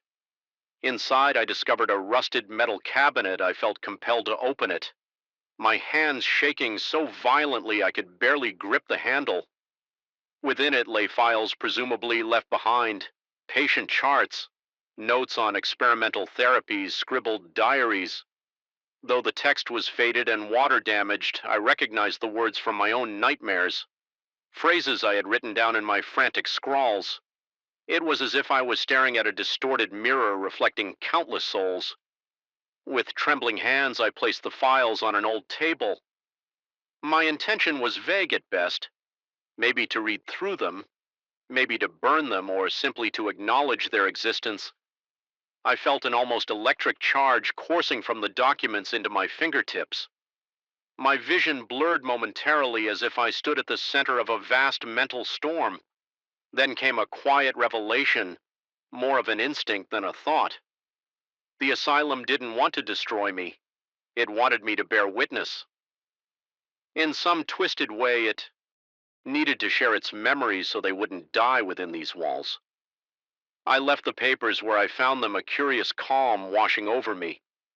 My hands still shook and a wave of cold sweat clung to my brow, but the crushing pressure in my chest lifted slightly. It felt like the building understood that I knew its secret, and that acknowledgement was enough. Step by step, I retraced my path to the entrance, each breath growing steadier. Outside, the daylight seemed brighter, the air fresher. My heart still pounded, but it did so with less panic and more determination. In the days that followed, the nightmares receded to a dull murmur. Occasionally, I still dream of corridors and shadowy figures, but I find I can stand my ground in those dreams. The phobias and sudden insights haven't vanished entirely yet. I feel a semblance of control. It's as if the asylum's presence is still within me, but no longer battling for dominance. I sense that I'm a keeper of its secrets, now entrusted with fragments of its history that refuse to remain buried. Sometimes I question my sanity, unsure if my interpretations are real or mere delusions. The anxiety remains a tight coil in my gut that never fully loosens, especially when I catch sight of a flickering light or hear the distant echo of footsteps in an empty hallway. But I survived. I walked away. And though I haven't found complete peace, I've earned a weary acceptance of the horrors I carry. Even now, writing this, my chest tightens with the memory of that first step inside the asylum. Yet an odd calm washes over me, too, a sense that I've glimpsed a hidden truth. Some places hold memories like a vault, and if you're receptive, those memories might seep into you forever, altering your sense of self. I still catch myself humming those eerie lullabies and scribbling down strange notes from time to time. The tension never truly leaves. The idea of being watched lingers in the corners of my mind, but I can live with it, unsettling as it is. Sometimes late at night, when my apartment is bathed in the hum of a single lamp, I feel the asylum's collective consciousness stirring in me. I feel the building's heartbeat align with mine. It's a ghostly reminder that not all hauntings come from spirits or apparitions. Some are woven from the shared anguish of countless souls. And once you've touched that tapestry, it's impossible to unravel yourself completely. I'm left with the certainty that my life and my reality have been permanently threaded with whispers from a place that never lets go of what it devours. Yet I remain changed. Watchful, a living testament to the asylum's undying presence. It may not kill, but it can alter a person's essence, leaving them to wander the margins of sanity with a shadow of dread always at their back. And that, I think, is the most chilling fate of all. Story 11. From the moment I first climbed the narrow staircase to that attic, I felt something was off. A cold air current brushed over me, even though it was the middle of summer, and the stagnant darkness clung to every corner as if refusing to let go. My pulse throbbed in my ears, a rapid percussion that made it impossible to ignore my sudden unease. The place seemed to breathe along with me, releasing soft creaks and subtle pops that hinted at a hidden life within the rafters. My mouth went dry, and I remember wiping clammy sweat from my forehead before stepping in. The smell of musty paper and old dust enveloped me like a warning. In that moment, I was sure I'd stepped into something beyond normal comprehension. An atmosphere so dense with foreboding that it felt like stepping inside a dream where reality is only half remembered. I'm a writer by trade, always chasing solitude and inspiration in every nook and cranny I can find. That converted attic above an aging brick building promised both a quiet retreat with enough space to line the walls with books and let my creativity flow. The landlord mentioned there had been some talk about the space's strange aura, but he brushed it off as an old wives' tale. I nodded, feigning confidence, assuring him I had no concerns. He seemed relieved quickly, handing me the key and suggesting I keep the windows open if the atmosphere felt too stuffy. I thanked him, but once I stood alone in that cramped entryway, I began questioning whether I had overestimated my own courage. There was a presence in the air that I couldn't name, an almost electric charge that set every hair on my arms upright. The attic itself was somewhat cozy in design, low beams crisscrossing overhead, a single window that allowed a beam of light to illuminate the dusty planks, and a surprising amount of floor space for a converted loft. I set up my table near the window, eager to harness that faint patch of brightness for my writing sessions. Yet even in daylight, shadows hung ominously, especially in the corners where the ceiling sloped too low for me to stand upright. The first few nights were relatively calm, though I did notice a lingering sense of being watched. It was a subtle intrusion, a prickling of the skin.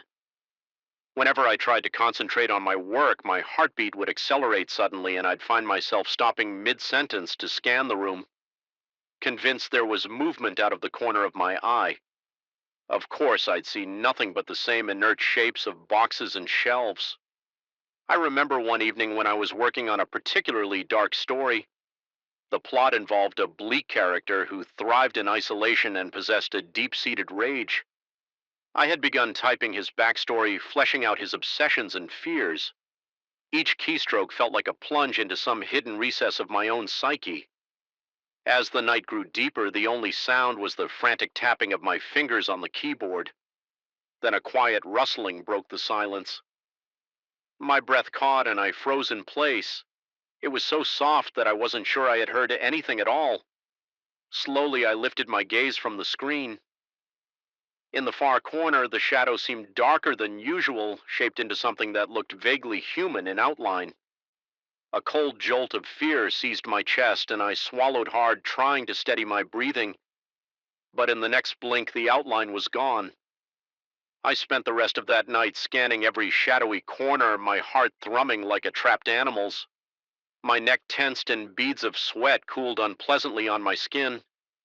I kept telling myself that it was just my imagination, a trick of the weak lamplight coupled with a mind consumed by a dark story. Yet part of me sensed something else. I dismissed it, blaming fatigue and the claustrophobic environment. But once I started noticing that my mind's ideas appeared to resonate physically in the attic, the fear became impossible to rationalize away.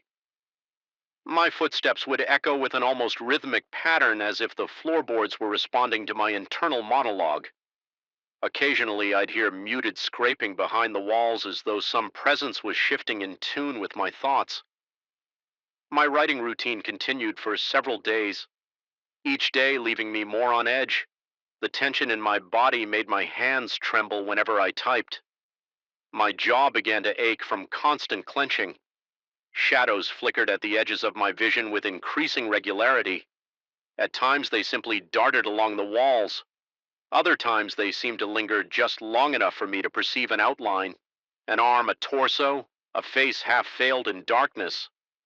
I was too terrified to speak even to myself. My throat felt tight and dry, and my voice would have cracked had I tried to utter anything. One afternoon, I decided to take a break from my regular work and sift through some old manuscripts. Sorting through them felt like wrestling with ghosts of stories that never saw completion. Among them was a tale about an ominous figure who existed in perpetual twilight. Reading through the pages made my skin crawl because I realized how intimately that character's presence matched the shape I'd glimpsed in the attic's corner. Cold sweat trickled down my spine, and I closed the file, determined not to dwell on the thought for too long.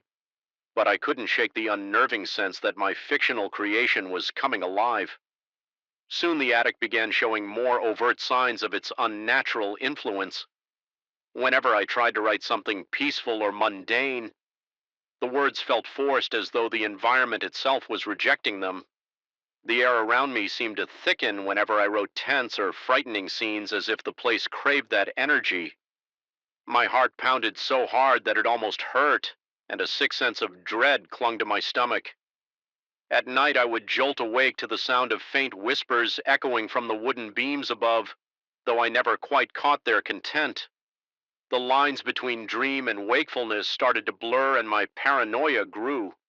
I found myself checking behind furniture under my desk, even inside the old trunk in the corner, in a frantic attempt to locate the source of that intangible presence. It wasn't long before the shadows I had seen at the periphery of my vision became more substantial. One night, while hunched over my desk working on a particularly grisly excerpt, I caught a reflection in my computer screen, an ink-black silhouette standing behind me, looming with impossible stillness. My heart hammered so violently I thought I might faint. By the time I had spun around panting, the figure was gone. In the reflection, I noticed I was ashen, lips parted in a silent gasp. My entire body felt as though I'd been plunged into ice water, numb and shaking. At the same time, I tried to explain these occurrences to an acquaintance over the phone using vague language so as not to come across as completely deranged. He suggested I was overstressed, maybe working too many hours in a confined space. He recommended fresh air and a more social routine. In the back of my mind, I clung to that rational explanation, yet deep down I suspected there was more to it, something far beyond mere fatigue. A few nights later, I distinctly felt a hand brush against my shoulder. My immediate reaction was to leap up, knocking my chair sideways. All I saw was the swirling gloom in the corners of the attic. My breathing came in ragged bursts, and sweat dampened the collar of my shirt. Every muscle in my neck contracted until my shoulders ached. I told myself it was just a muscle spasm or a jolt caused by my nerves, but a voice in my head screamed otherwise. From that point forward, I found it nearly impossible to write without feeling watched or worse accompanied. The manuscript I was developing took a dark turn. My protagonist was a tormented soul locked in an endless battle with his own sanity. Each line I typed seemed to manifest somewhere in the attic: a footstep, a hushed breath, a fleeting half-formed shape. It became clear the attic was acting like some sort of psychic amplifier, pulling the phantoms of my mind into reality. Soon entire paragraphs of my writing seemed to echo around me as though my words had left the page and taken on a life of their own. At one point, I wrote a scene about a robed figure wandering through an abandoned house, leaving cryptic symbols on the walls. Moments after saving that chapter, I glanced at the far side of the attic and felt my lungs constrict in sheer terror. There in the dim light, I saw faint scrawls on the wooden paneling markings that resembled twisted letters, dripping as though freshly inked. My pulse hammered at my temples and my vision blurred. Momentarily, I staggered over to examine them more closely, my hands cold and trembling. The words were barely legible, but I recognized the pattern from my story. It was as if the attic itself was spitting my creations back at me, etched into the walls. Worse yet, the characters from past manuscripts began to appear. They started as flickering silhouettes drifting across my peripheral vision. Gradually, they formed into translucent apparitions with distinct faces, faces I had described in my work. I would catch sight of them in the reflection of the window or lurking just behind a half-open door. They seemed aware of me, their eyes following my every movement with a hungry curiosity. My breath would falter and I'd break into cold sweats, heartbeat thudding in my ears. It felt like they were waiting for me to acknowledge them. At times I heard them whisper my name. Their voices were echoes of descriptions I had typed into existence, raspy or low-airy or hissed. I found the courage to approach one after it stood at the threshold of my bedroom area, silent and still. As I drew nearer, my body vibrated with tension. My heart pounded until I feared it might burst. The figure, a specter from my earlier novel, had eyes black as night. I asked in a trembling voice why it had come. It only tilted its head and a faint whisper of breath exhaled as though it couldn't find the words. Then it dissipated into the gloom. The attic itself seemed to relish my fear. No matter how many lamps I set up, a perpetual dimness persisted, enveloping the corners and edges in a swirling haze. The rafters groaned at odd intervals, mimicking speech patterns without forming actual words. My sanity felt like a fragile thread stretched to its breaking point. If I was honest with myself, I sensed that I was no longer just a tenant in that attic. I was a subject of some larger design. My journaling turned obsessive, filled with frantic scribbles about shapes, voices, and walls that breathed. I found it difficult to determine whether I was awake or dreaming. Paranoia coursed through my veins. Every time I left the attic, I felt a strong compulsion to return, as though it had embedded a hook in my consciousness. The more I wrote, the more these manifestations gained form. They moved with intent, no longer the passive outlines they once were. On a particularly grim evening, I gazed into the bathroom mirror and saw a faint shadow hovering behind me. A character from one of my older stories, a malicious figure with an unnerving grin. My stomach flipped and I nearly retched from the overload of panic. The reflection didn't vanish immediately this time. Instead, it maintained a steady, penetrating stare before dissolving, leaving me gasping for air. My hand shook uncontrollably and I could taste the acid tang of bile in my mouth. Eventually, the realization struck with horrifying clarity. I was never meant to be in control of this narrative. Everything that was happening to me followed the logic of a storyline. But if I was the writer, how could I be the one caught in someone else's plot? The idea gnawed at my mind relentlessly. I began to suspect that I too was merely a character conjured and placed here by a higher imagination. My every thought seemed to accelerate the process, as if the attic was feeding on this revelation to push the boundaries further. The manifestations grew bolder, stepping out from shadows to brush against me. Whisper suggestions that I was only a fragment in a grander tapestry of someone else's creation. One stormy night, I sat at my desk, thunder echoing through the ceiling, trying to cling to any last shred of reason. The lamp on my desk flickered, casting warped silhouettes on the wall. My heart raced and my vision blurred at the edges, but I kept writing, trying to compose a different ending, one where I would somehow reclaim my reality. The walls felt like they were closing in, the attic's psychic pressure crushing me under the weight of my own illusions. My breath came in short gasps, my entire body was soaked in a cold sweat, and my eyes stung from strain. Then an overpowering certainty washed over me. I could break free if I simply walked away from the attic, never looking back. If I could muster the will to deny this place its influence, maybe I could dissolve its hold. Summoning every ounce of courage, I bolted from my chair, ignoring the sensation of hands grabbing at my shirt and the whispers chanting half-formed words behind me. My heart battered against my ribs and my lungs burned. I nearly fell scrambling down the stairs, but I managed to fling the door open and stumble outside into the night air. The cool rain on my skin felt like a shock that jolted me back to some semblance of humanity. I wish I could say that I found perfect peace afterward, but a persistent awareness remains. I can't deny the feeling that I was perhaps still a character within a much larger narrative. The attic seemed to confirm that suspicion, conjuring my creations as living, breathing entities. Though I escaped that confined, oppressive space, I can't fully escape the sense that I haven't reached the final chapter. Even on calm days when the sun streams through my new apartment's windows, there's a faint echo in the back of my mind, like a page waiting to be turned.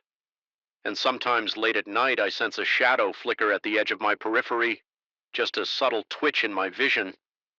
The chill it brings is unmistakable. And for a brief, heart-topping second, my body replays the terror of the attic. In that moment, I remember that I am not simply the author of my own story. I am also the character of a bigger tale, one that might call me back into darkness at any moment.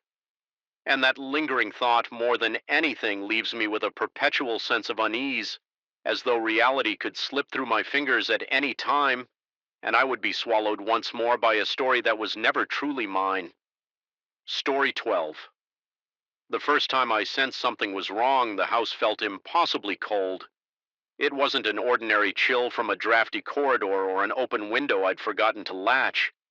It was a dense, penetrating cold that clung to my skin and made my breath catch in my throat. My pulse thudded in my ears as I stood in the foyer, staring at the darkness that pulled in every corner. I swear it breathed in tandem with me, exhaling stale air whenever I exhaled, inhaling sharply every time I did. The old planks beneath my feet groaned as if the foundation of the house was sighing with some kind of subdued hunger. Right then, my chest tightened and a sudden wave of nausea rose in my stomach. My limbs felt shaky. My heart hammered, and in my head, a quiet voice insisted I was no longer alone in that place, no matter how empty it seemed. I live in this house on the outskirts of a small town, far enough from any busy roads that silence usually comes easily. My only companions are my pets, a dog named Jasper and a cat named Maya. Normally, I relish the quiet, but over the past weeks, that stillness started to feel unnatural, as though it concealed a hidden presence waiting to reveal itself. At first, I brushed off the notion as stress. Still, a distinct sense of being watched trailed me from room to room, day and night. My skin would tingle and I would swear. I heard a faint scraping noise behind the walls. Sometimes in the dead of night, I thought I heard my own voice echo from somewhere down the hall. Murmuring words I couldn't quite make out, I tried to shake it off as a figment of my imagination. Yet the feeling only grew stronger. I began noticing that my pets weren't acting like themselves. Jasper, who normally greeted me with enthusiastic barks and tail wags, had become strangely silent, eyeing the corners of the living room with alert suspicion. He would stand by the basement door, hackles raised as if something was lurking just out of sight.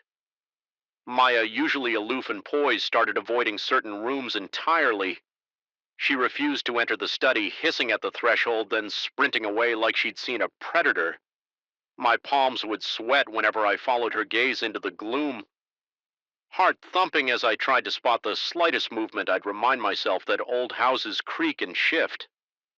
Still, each time I heard an unexpected thud or discovered fresh scratches on the windowsills, my breath would catch in my chest and my fear ratcheted up a notch. Then came the vocal imitations. Late one afternoon, I was in the kitchen rinsing dishes when I heard Jasper's muffled bark from upstairs.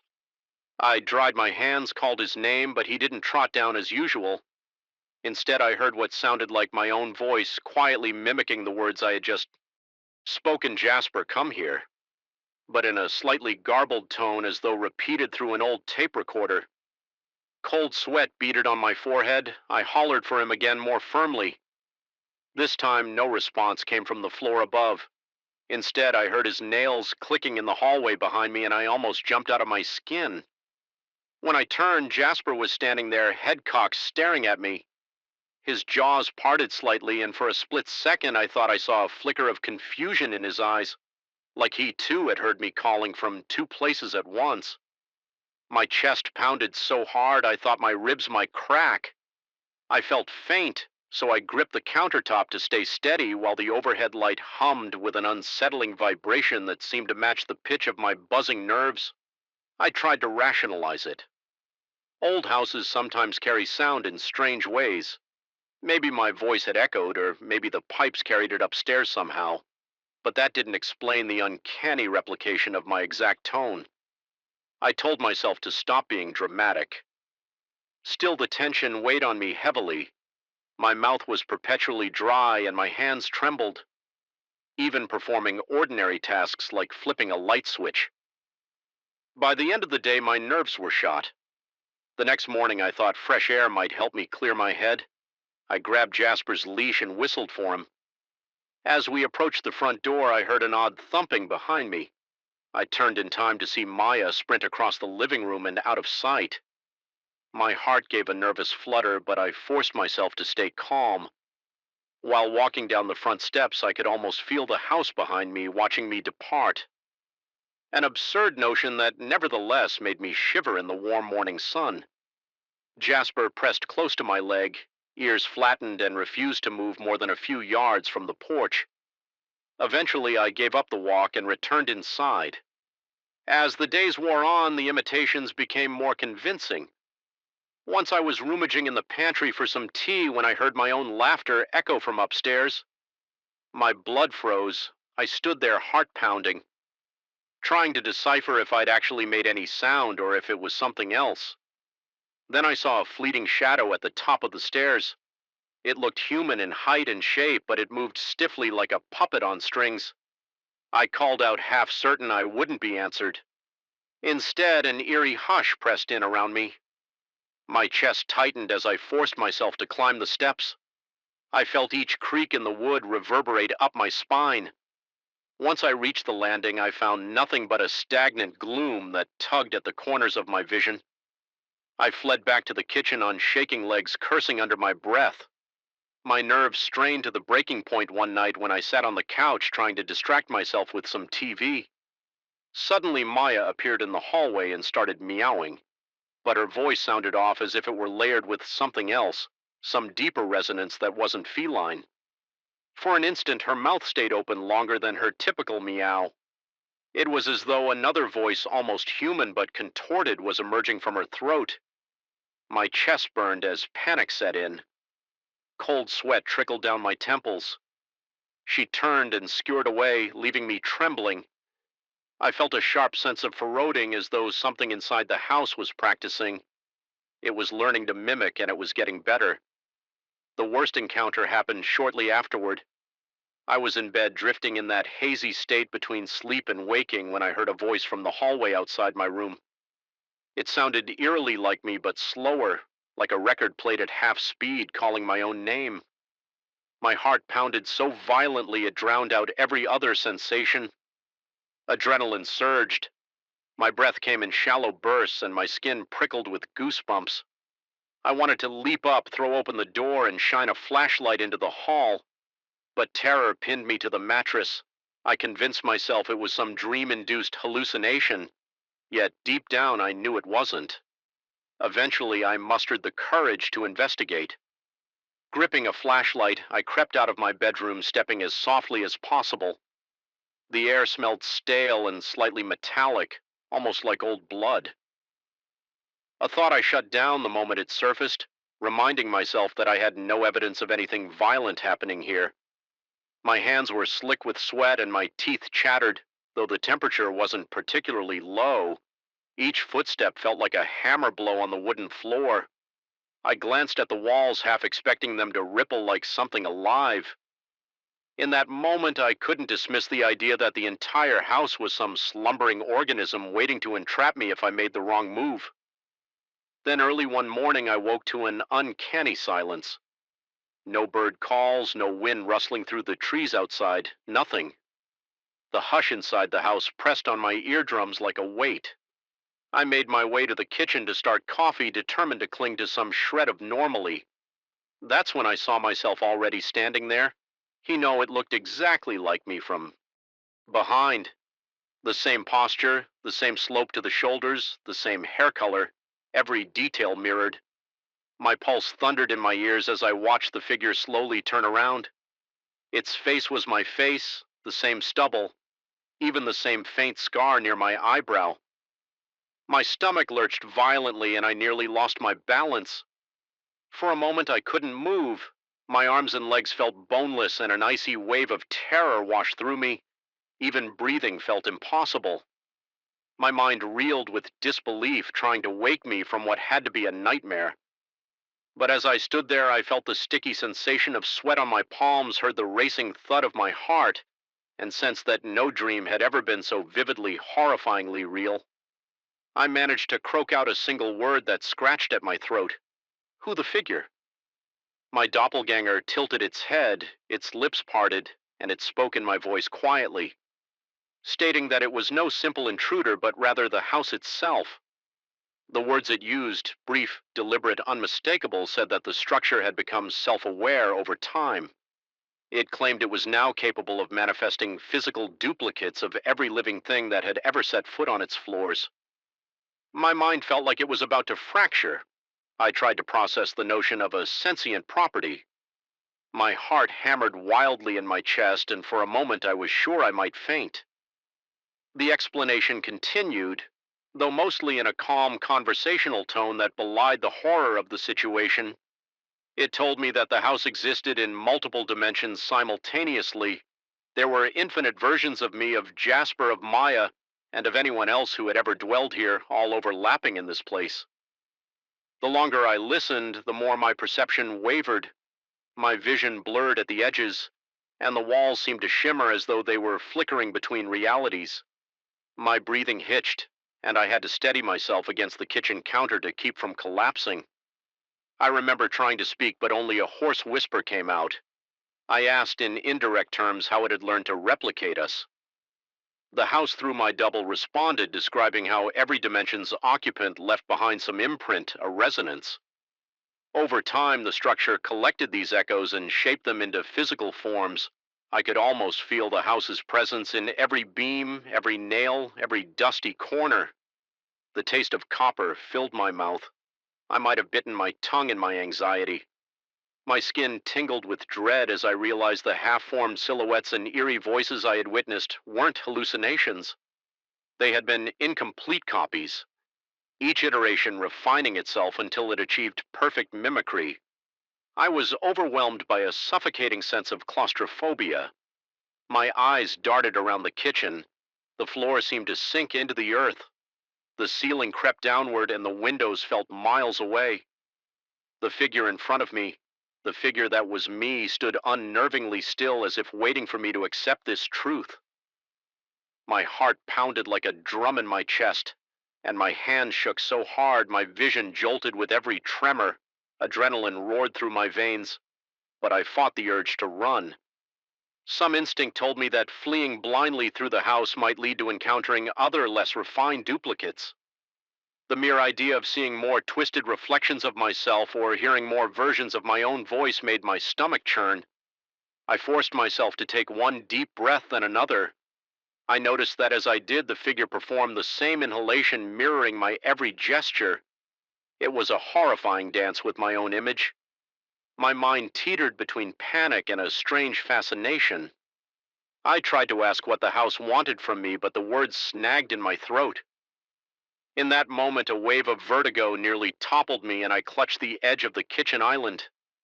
My lips felt cracked, my tongue thick and heavy, as if speech itself required more effort than I could muster. It occurred to me that if the house truly spanned multiple dimensions, then maybe there was a way out that didn't involve simply walking through the front door. Perhaps the ordinary exit was no longer just an exit. Maybe it was a gateway to countless other realities. The thought made my pulse race dangerously. My breath turned shallow again, and I struggled to remain calm enough to think I noticed that every time my panic surged, the house's atmosphere seemed to vibrate with a low hum as though feeding on my fear. The shadows in the corners deepened, stirring as if alive. With a tremor in my limbs, I backed slowly out of the kitchen. The doppelganger took no step forward, only watched me retreat. Its eyes, identical to mine, gleamed with a flat curiosity. I felt an electric jolt of panic tear through me, but I managed to keep my legs steady. One step at a time, I moved down the hallway. I found Jasper cowering by the staircase, ears pinned back. Trembling, Maya lurked under a side table, pupils wide as saucers, letting out low keening sounds that made my hair stand on end. I motioned for them to follow, not daring to speak. My plan, such as it was, involved leaving the house. Even if the property stretched across dimensions, I hoped that physically stepping outside might free me from its grasp. I had no illusions that the ordeal would end just by crossing the threshold. But I craved the open sky, the taste of fresh air. My heart galloped as I reached the front door.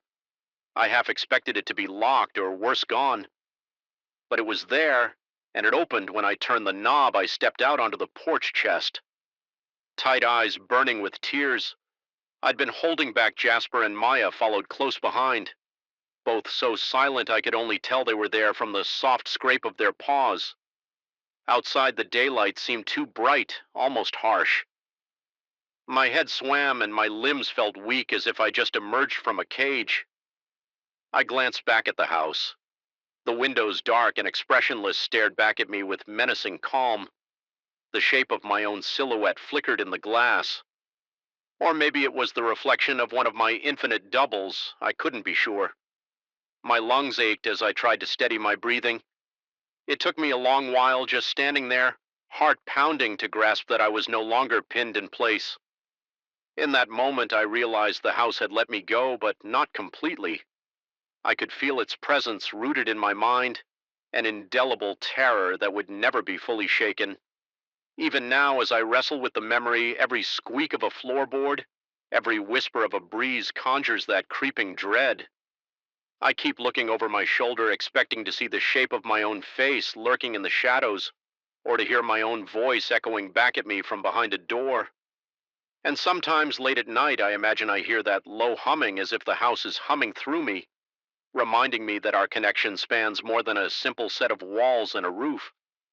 I stand by my decision to leave that place and never look back, though I know that leaving isn't truly the end. The house in its impossible existence still reaches across dimensions. It holds every version of me, and I suspect that means I might catch glimpses of it wherever I go. In an unguarded moment, I might see a flicker in a mirror or a shimmer in the corner of my eye, reminding me that I was part of it once and still am in countless other realities. When I close my eyes at night, I envision my doppelganger frozen in the kitchen where I left it wearing my face like a perfect mask. I see infinite silhouettes of people, creatures, and echoes haunting every corridor shaped by the house's restless consciousness. And in that final image, I shudder at the knowledge that some horrors don't require fangs or knives or the violence of death. Sometimes all it takes is a place alive and aware, quietly replicating your existence until you can't be sure which version of you is truly real, and that I've realized is a terror from which you might never fully escape.